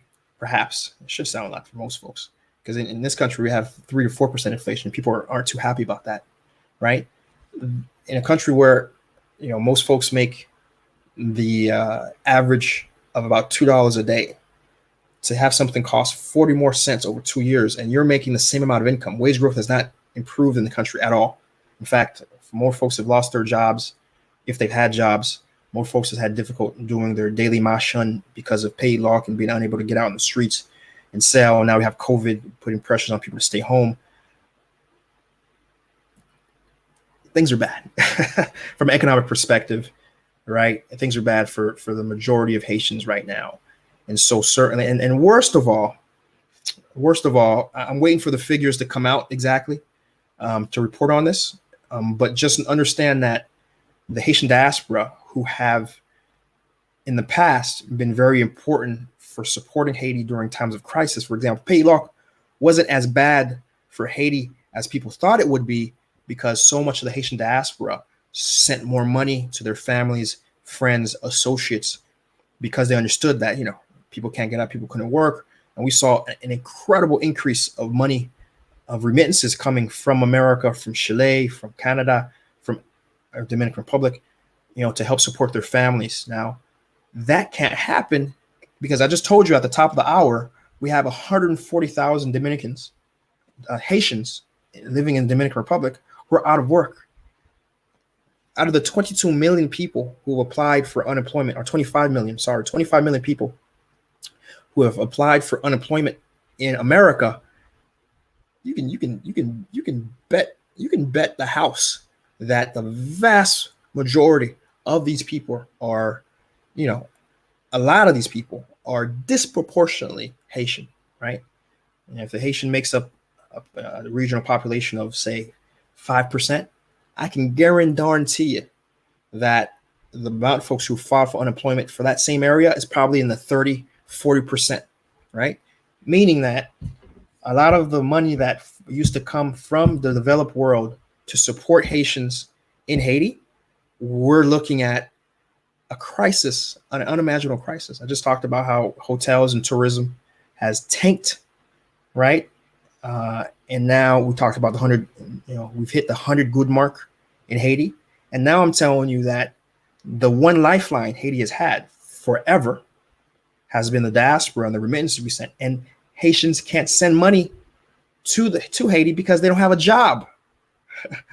I laugh, but this is tears. These are a smile of tears here, right? I mean, Haiti is in an unprecedented place that, I'm not one to use the term pray for Haiti much, but I certainly am using that, and I'm certainly taking time to legitimately pray for Haiti because the world is in a place that has never been before, but especially Haiti is in a much more dire place. And again, the last leg that Haiti is standing on is the fact that we haven't had large cases of COVID. But of course, that would be the final leg that really would push Haiti towards a precipice that I don't want to see. So we'll leave it right there. Let's take a look and see what folks are saying on Instagram. We got Brooke 7133 saying, "What news sources do you trust for Haiti news?" Great question. If you're following me on Instagram, if you're following me on Facebook or YouTube, I have a live going on right now, and on that live, there's a little ticker streaming underneath.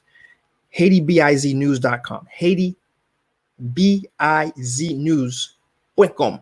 Right, and that is a website I developed that goes out to the internet. Right, because I used to have to go through all these individual websites to find content. So I literally go to all the reputable news sites, and every article that comes back, it has sources, right? So it's not just me just running a weird aggregator. Whatever source you see, whatever news article you see the source. You click the source, you go to the website. In fact, I always do encourage people to go to the source because they need page views.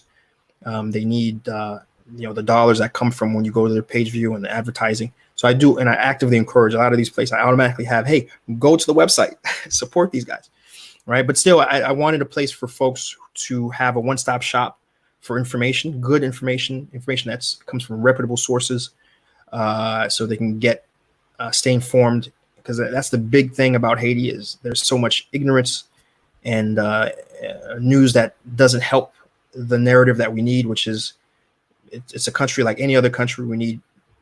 It's not hopeless. It's not just, filth and corruption. It's a lot of people struggling and working very hard to change the country and to find those sort of stories, in addition to the general stories of staying in the know and how political actors are affecting the economy and all that. Of course, that's all there too, right? But the focus is more or less on the Z, and I don't include any websites that are just about, triple tie, as they say. But to answer your question, HaitiBizNews.com. I solved that question for you. Go there, you'll see everything you need to stay in the know. HaitiBizNews.com. HaitiBizNews.com. I mean, add that to your bookmarks. Wake up in the morning, go check out that website. We got Nadine Flermont. Good to see you. Very humbled to have Nadej Flermont here, big social media personality, doing some great things across the social media realm. Definitely good to see you. Good to see you there. Looks like I have Winnie in here. Winnie is someone who hadn't had a chance to connect yet, but a long-time follower of you. You're doing some great stuff, Winnie. Sort of a mini ambassador for a lot of things of our generational group there. So happy to have you, Winnie. Hope to see you again pop in here. Phil D says it was 40G to 1 USD back in 2011, and 9 years later it's 100 to USD.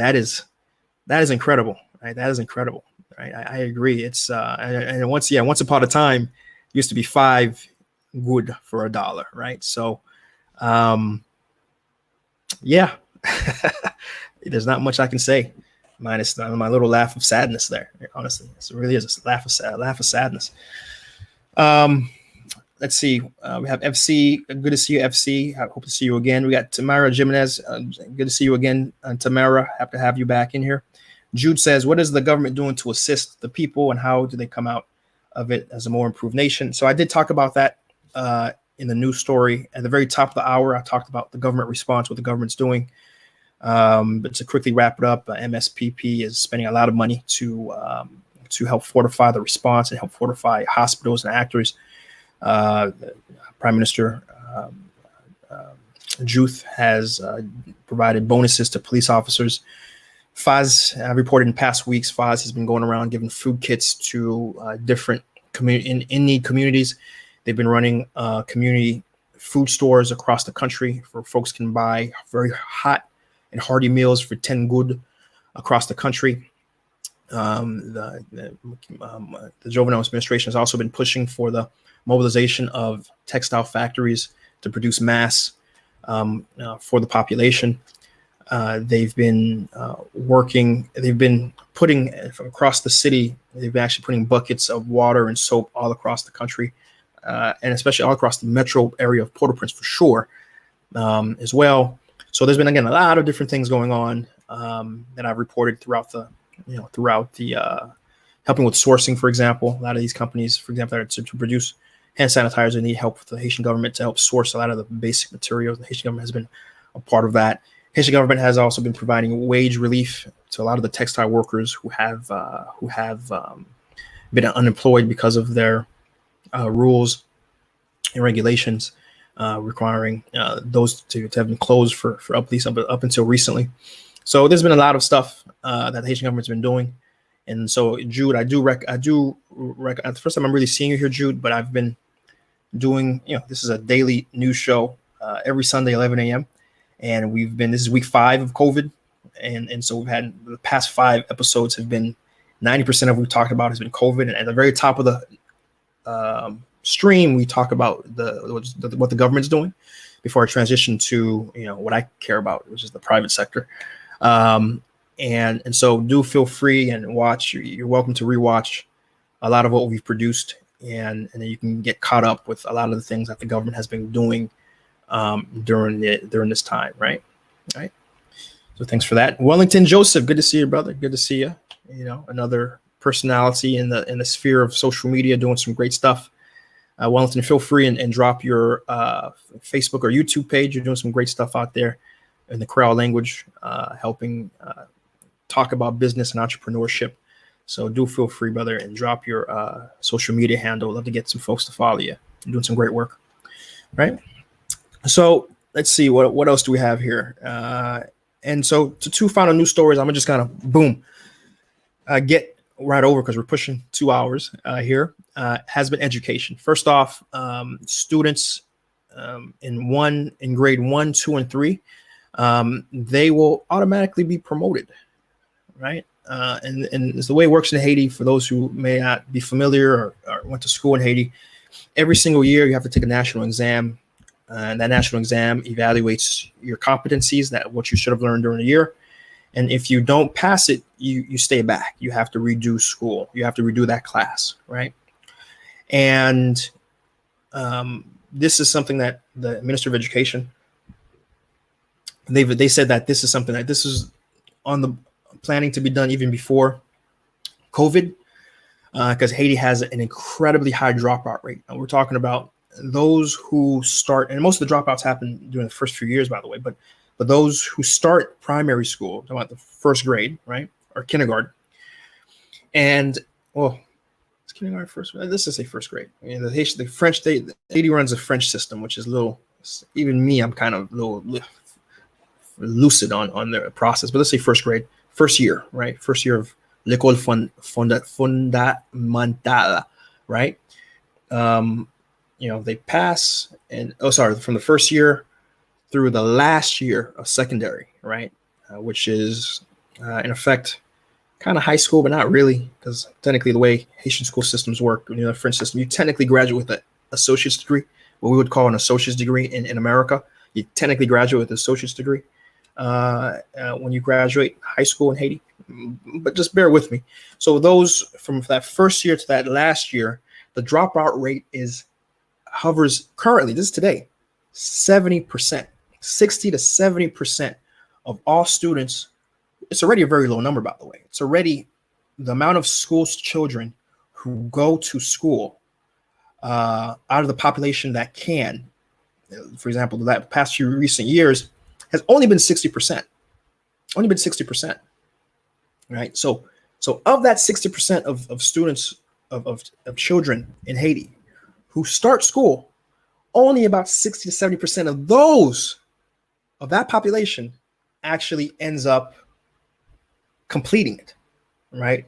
And one of the reasons why is that, you know, the national exam process is very unforgiving, right? It's from all accounts, it's a progressively difficult exam each year. A lot of my Haitian friends who are watching now who grew up in Haiti, you probably can attest it's a very difficult, very stressful test, right? It's you know, it doesn't matter what you've done all year. If you don't pass this one test, forget about it. You know, you're not going to pass, right? So very stressful test. And so one of the things that the Minister of Education has decided, and again, per what they said, is before the COVID, that the first 3 years, and this is when most of the dropouts happen. Most of the dropouts happen around this time, around the first 3 years. It's going to be automatic progression. Now they're still going to take the test. They'll use it as an evaluation tool, so folks can have an idea of where the student is struggling, and to hopefully to improve. But they will not use that to hold that child back going forward. I think that's a good idea. You know, at the very least, because a big point of why students end up leaving has been a part of the child itself losing confidence in themselves when you repeat multiple times. I understand a lot of these, and the folks who are most affected with this factor are those Haitians who come from very minimal means. Imagine if you're a Haitian who's a mama sega who's struggling.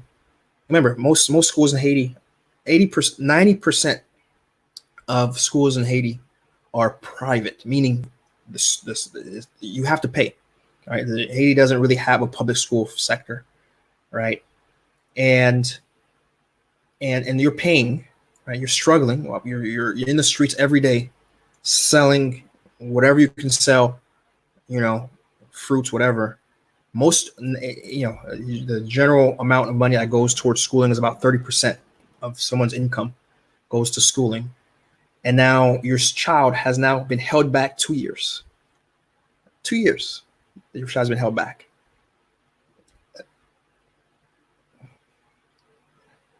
You see where, especially a lot of Haitians have multiple kids, right? And so what ends up happening in many cases is that, okay, well, T. Sanson, you tried. Let's give T. Philippe an opportunity. Let's say T. Jude an opportunity pour l'école, right? And then they try T. Jude for a little time and see if he's the smart one in the family. And if he's not, then they'll try the next one to see if he's the smart one in the family. Because again, this is real money being spent, right? And you need a return on that, especially since schooling is so expensive. And that's what ends up happening, right? Now, the hope here is, at the very least, if that still happens, because at the end of the third year, to go in the fourth year, you're still going to be tested, you still need to pass. At the very least, you have hopefully someone who's been exposed to more things than that person who only did 1 year, right? That person would have been exposed to more things, okay, than that person only did 1 year, you know, failed multiple times, and then ultimately either the kid got discouraged or the parent got discouraged and took that kid out. Right or wrong, that's the idea behind it. And the next part of the education update of Haiti is that you know, schooling has really been moved, and the Ministry of Education has really been pushing for instruction through WhatsApp, and they've been developing a lot of guidelines and a lot of practices to help with that. There's been more and more videos and teachers providing course content, and most importantly, students responding to homework and responses, course responsibilities through WhatsApp. On one level, I think you know, as you everyone who knows, every Haitian has WhatsApp. Doesn't matter, you know, what their financial situation is. You know, all Haitians just about have an old school smartphone that is good enough, you know, to at least run WhatsApp. And usually have a few good to buy just enough data to be able to send messages and receive messages, right? And so I think that is good, right? But still, despite that, as we know, we've talked about this in other episodes. The vast majority of Haitians, don't have electricity at home, right? They go multiple days without electricity. The vast majority of Haitians don't have Wi-Fi at home, right? They have to buy a la carte the little bit of data they use, right? And the average expenditure of data per week for a Haitian is about 100 good of data, right? So, you're despite the fact that yes, you're using a software that a lot of Haitians do have, but do they really have the capacity to imagine you're a student and you're receiving lessons from your instructor from a video? First off, that's data, right? That you have to spend money on. But then on top of that, you have to, for multiple hours potentially, have that phone on as you're taking notes, as you're reviewing your lessons, right? And that means you need electricity, right? And so you need to have gone somewhere to plug that electricity in. And now those who are more familiar with urban life in Port-au-Prince, you can say, well, I can kind of see that happening. You can go somewhere, plug it in somewhere and get it. Okay, all right. What about that rural person? What about a person who's is it jardin, right? Nagagé in certain départements ou les nord-ouest or nord-east, right? Gandas, les sud, right? Who aren't anywhere near a big city. What about that person? Right? Where do they go to plug their phone in, right? For their schooling, right? How does that work, right? So certainly still some concerns about how remote is working really. So currently there's estimated to be about 4 million students currently affected by remote schooling requirements. 4 million who are forced to deal with it, right? And I guess only time will tell whether or not the overall impact of the education will be. But again, the only bit of somewhat good news is the fact that we are for the youngest students, they won't risk, and for the parents in particular, won't risk losing totally their investment for the year. Their students will be allowed to go on to the next year. Whether or not they're going to actually be prepared and ready, that's another question. Let's read the comments here on YouTube and Facebook. Let's see what folks are saying. All right. Let me put that up there for folks to see for a little bit of time. Wellington Joseph's social media page, Apantage Isage. I'm sorry, I'm saying it wrong. Sorry, brother. You got like apprenticeship. It's kind of like the Haitian word for apprenticeship, right? So I'll leave that out there for you guys. Feel free, write that down. Go give them a follow. FC says, hi, my name. Hi, so the name is Nadine. All right, Nadine. Hopefully I can remember that. I probably just gonna go by FC because I'm not gonna remember. We got Fundamental. I'm saying it right. Great. Left Haiti around 14. The test is challenging, right? So Nadej does confirm these tests are difficult for everyone who I've talked about. It's very difficult, right? So the name is Nadine. Okay, the other person I mentioned. Okay, did I really say Nadine's name wrong? Let's see. No, Nadej. I was right. I see Nadej written there. All right. Let's see. Maybe I misunderstood. It's the other social media influencer. Oh, okay. Probably talking about Wellington Joseph. So I put his information up there.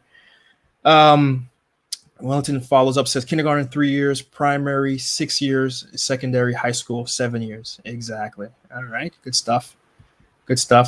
Chemistry, math, calculus level, science at high school level in Haiti is what I took when I went to college in the United States. Good stuff.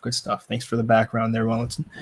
FC, it's about time. It's a great burden to take off parents' shoulders, but are the teachers well qualified in assessing students and planning for their successes? That's a great question, right? I know a lot of schools in Haiti aren't accredited. They're just doing their own thing. A lot of schools, especially in the rural areas, there's maybe one teacher. A lot of schools in the rural areas, the one teacher hasn't even finished. Maybe they finished primary school, right? A lot of them haven't finished secondary school. So, unfortunately, there's no way no better way for me to answer it. The high school dropout, the grades, because secondary, it's about to end here, guys. No school for you. That high school dropout rates because of primary, secondary school, not free to students. Can't afford tuition if you have a high benefactor. So IG is about to end here. Sorry, guys. We're about to push another hour, and IG doesn't allow me to go more than an hour. So I'm about to reboot this thing on IG. Please feel free and connect back when I do. Sorry, guys. And we'll address Phil D's comment in a second. IG is terrible, man.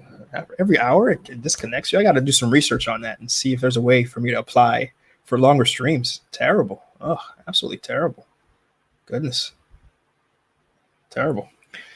All right. And William Pierre says, en campagne, à la campagne, in the countryside.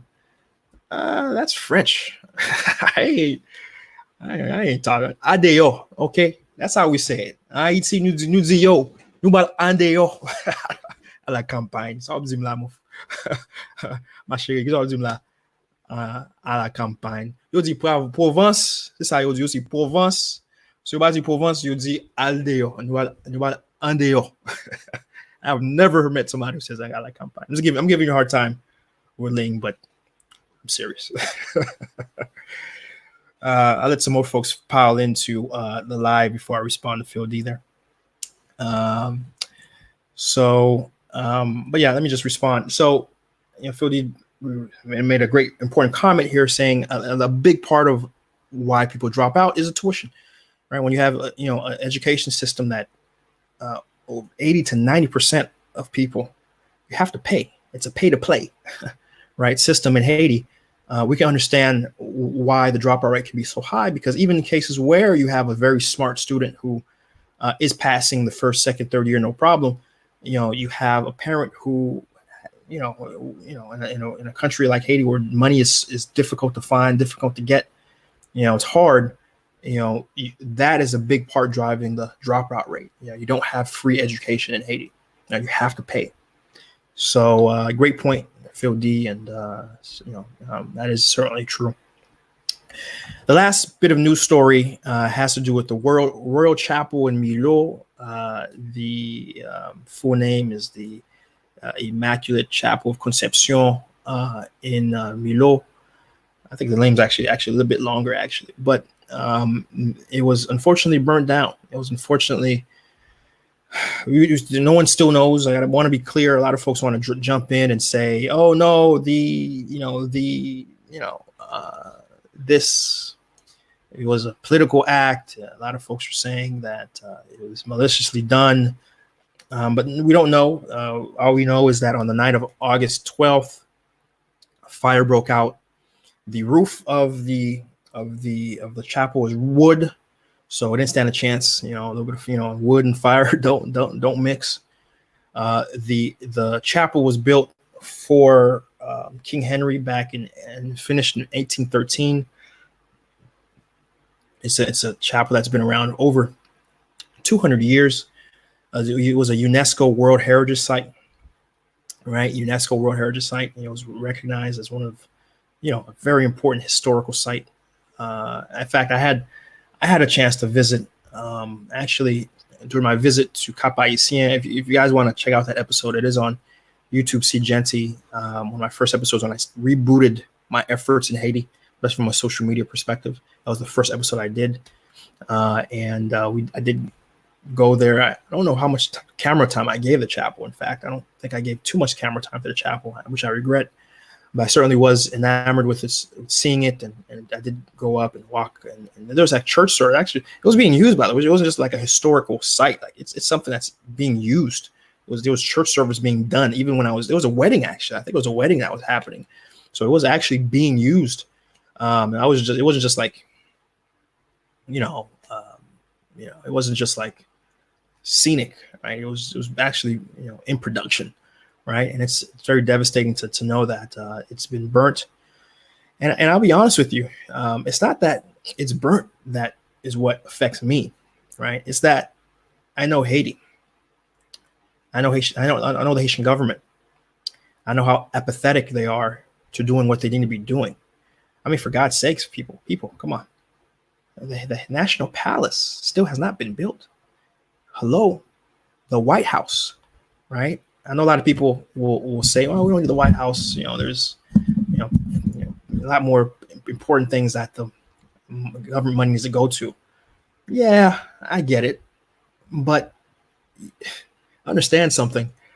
Go to Germany and not see their national palace, their executive house, right? You go to America, imagine America, DC, and not having the White House there.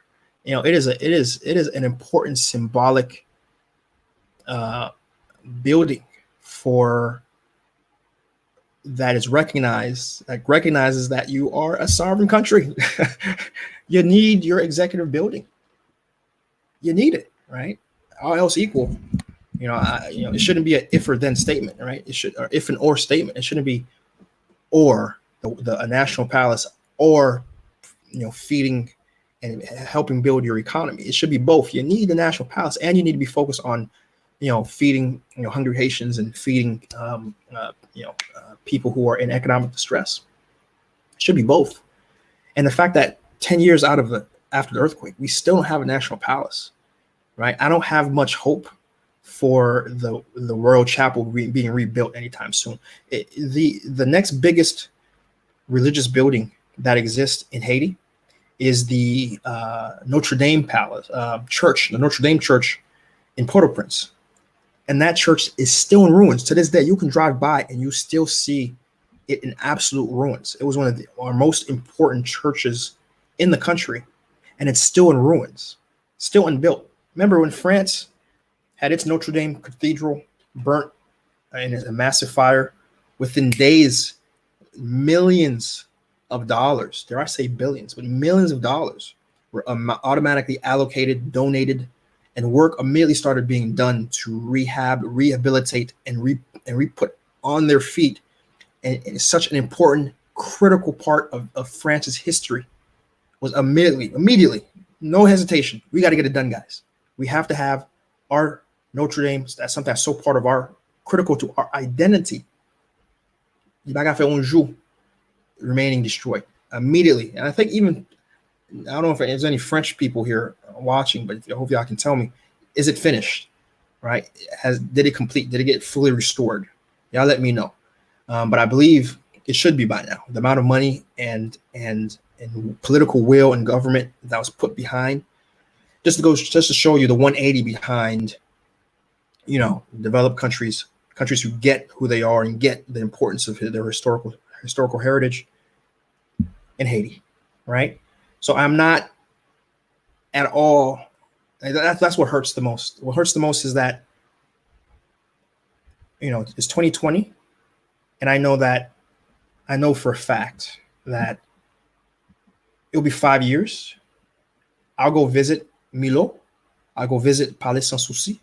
I'll go visit Serra de la Ferrière, and the chapel will still be roofless in the same condition it is today.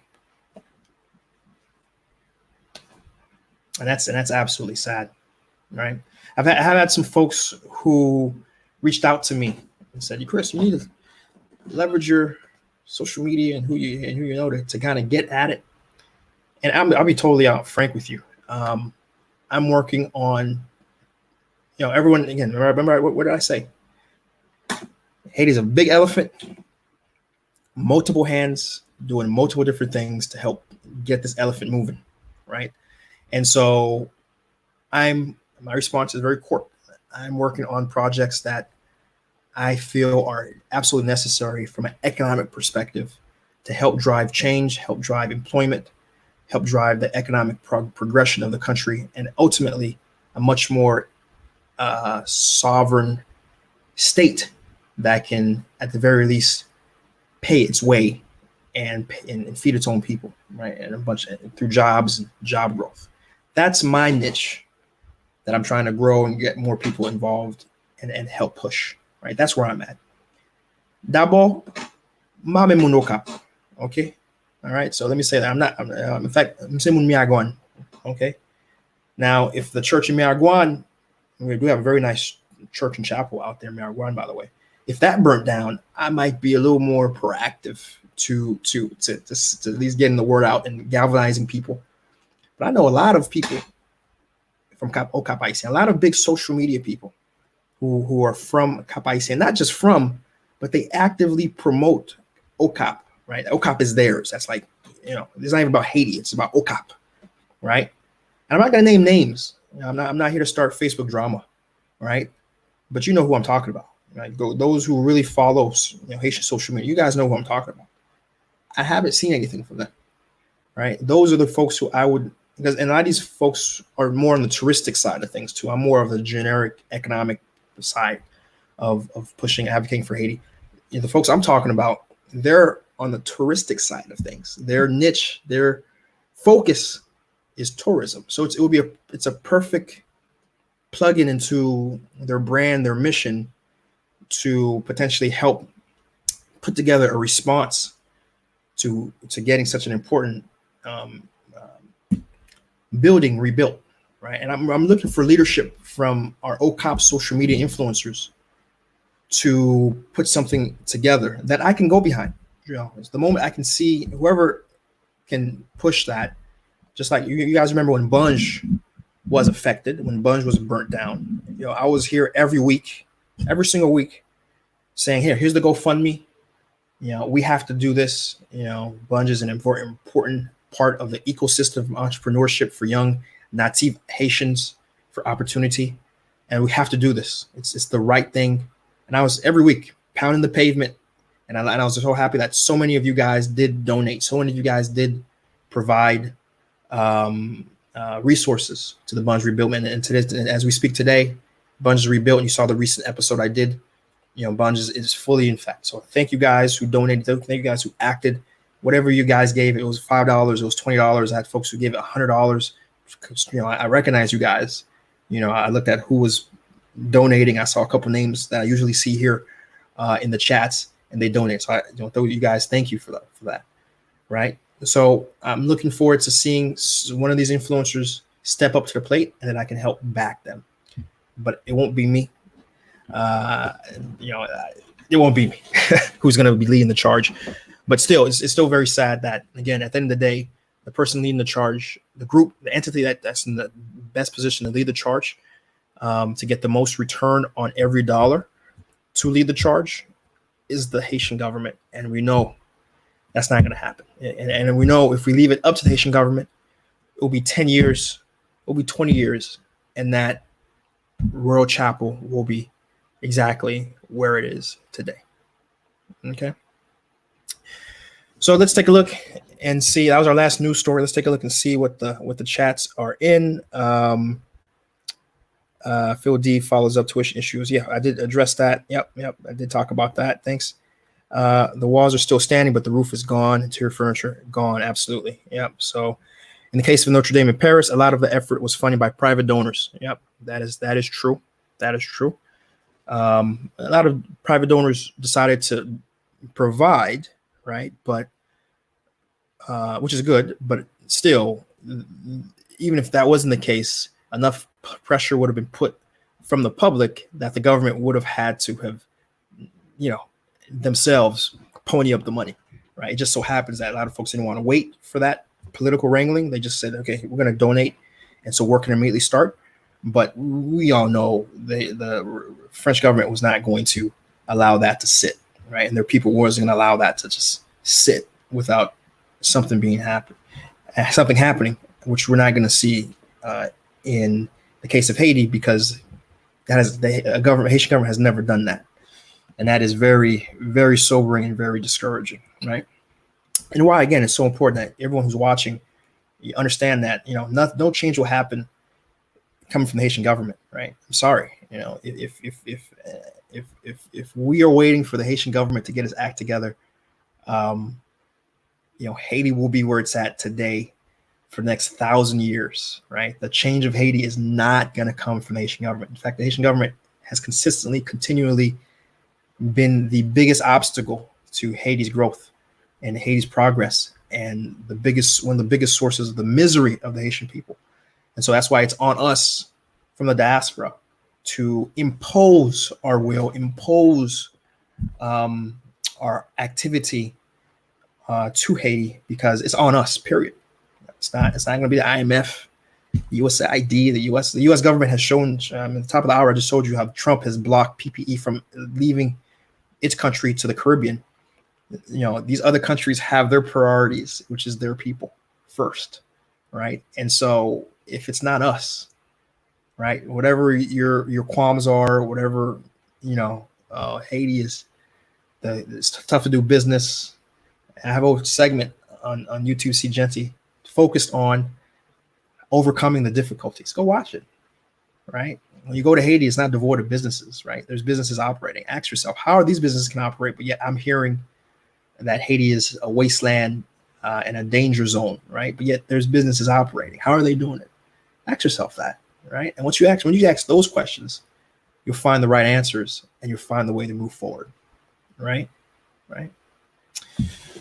Let's see. William Perrier says, Andeyo en province, same thing as you both. It didn't come into mind in the first place. Fair enough. Just giving you a hard time, William. Just giving you a hard time. Don't worry about it. Just giving you a hard time. All right, guys. Listen, that's where we're gonna end it. We talked about a lot. My goodness, this is a record. This is the longest episode yet. 2 hours and 15 minutes. My goodness gracious, you guys have contributed a lot to the conversation today. I love it, and I love being able to kind of kick back. Remember when I first started this thing was I post-produced it. I shot a quick, I picked out 1 or 2 news stories, would produce it, and then drop it, and a lot of those things are still there if you guys want to see how I used to do Haiti Biz News Show. And then for a short period of time, Haiti Biz News Show was on the radio, actually. A very short time. It was on the radio in Haiti through Banj FM. But then, hey, Lori, good to see you. And then we transitioned to doing this full time. Like we were doing this daily, this live, and now we just moved it to Sundays. And the reason why I enjoy doing it, though I had some requests from folks saying, Chris, you should go back to the original way, which was you were just doing these short little 1 or 2 stories per day or whatever. But I enjoy the conversation.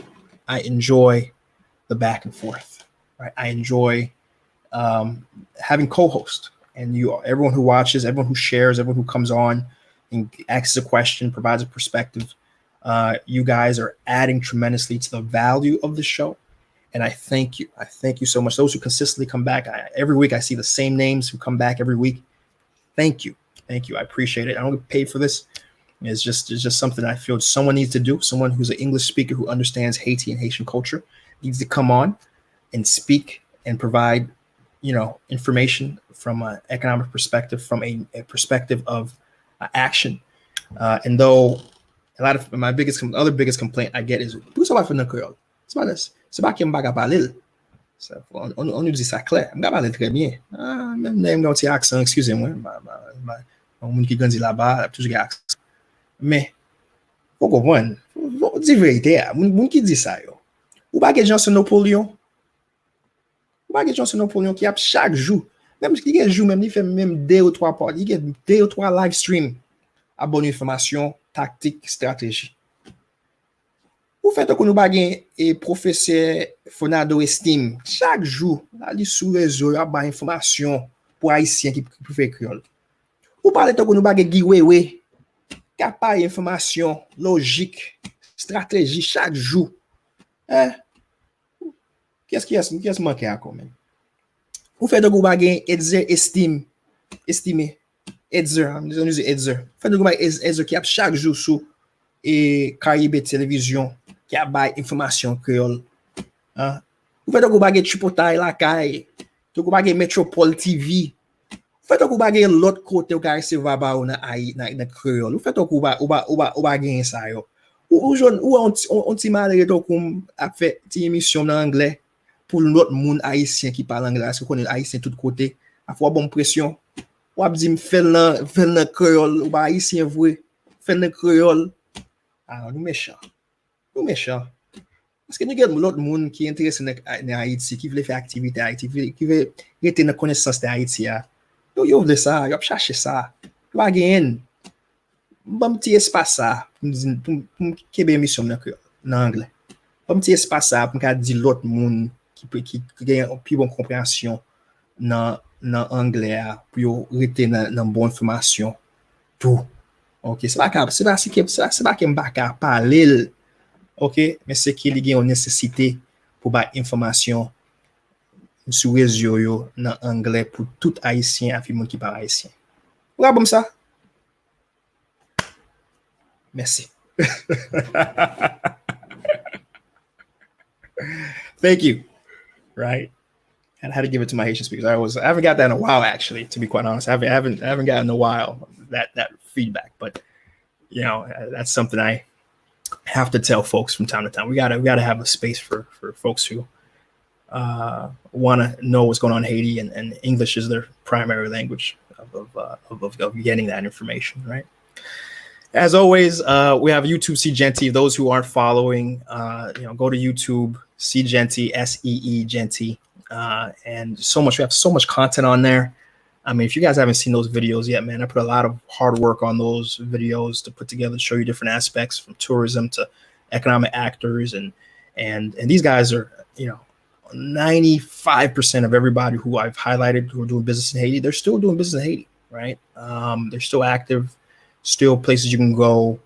Obviously, COVID is a problem, but once COVID is gone, you can go and buy and partake. And so do check out YouTube Seejeanty if you haven't, right? Podcast, Ma Pimpo Haiti, the Haitian Diaspora Living in Haiti podcast. We're up to 3 episodes now. 3 episodes. We're going to have a 4th really good episode coming this week. We have a guest, my first female guest. I'm so happy to have my first female guest on my podcast, on our podcast, me and Marc Antoine's podcast. So very happy. So if you haven't seen that yet, and also what's cool about my next guest, she's in the medical area in development work, but particularly she runs a hospital in Haiti, right? And not only just Port-au-Prince, but she's out in the Andeo.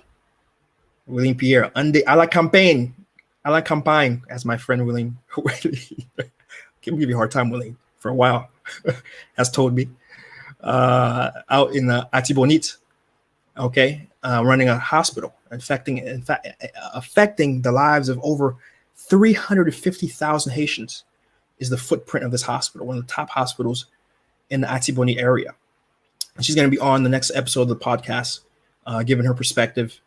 So I'm so happy. I can't wait to drop this episode next week. So again, if you haven't checked out the podcast yet, the link is in the description below if you're on Facebook or YouTube, and those who are on Instagram, if you're watching it, it's going to be in my bio. Click the link in the bio, and then you'll see a bunch of different links. You'll see my People YET podcast. It'll take you right to it, right? So do check that out, right? As always, for those who saw the entire episode, I had the HaitiBizNews.com ticker going below. So, everything I talked about. If you're looking for sources, where's this guy getting these facts and figures from? Where's he getting it from? Right there, HaitiBizNews.com. Any time of day, set as a bookmark. I always tell folks to go to the website on a Chrome browser, and then download the Translate extension, and then this way, because a lot of it's in Creole and French, it'll automatically translate that to English for you, or if you're a Spanish speaker, Spanish for you. All right. So, but again, the Haiti Biz News is a website I created to go across internets, grab information, put it for you. And of course, if you appreciated this, what we did here, the next part of that little ticker is the Cash App. Right? A lot of folks appreciate what we're doing here, want to do more than just watch and comment. They want to really put their money to that expression of appreciation. So if you want, you have it there, right? But of course, something you can do no matter what, right? No matter what, share it.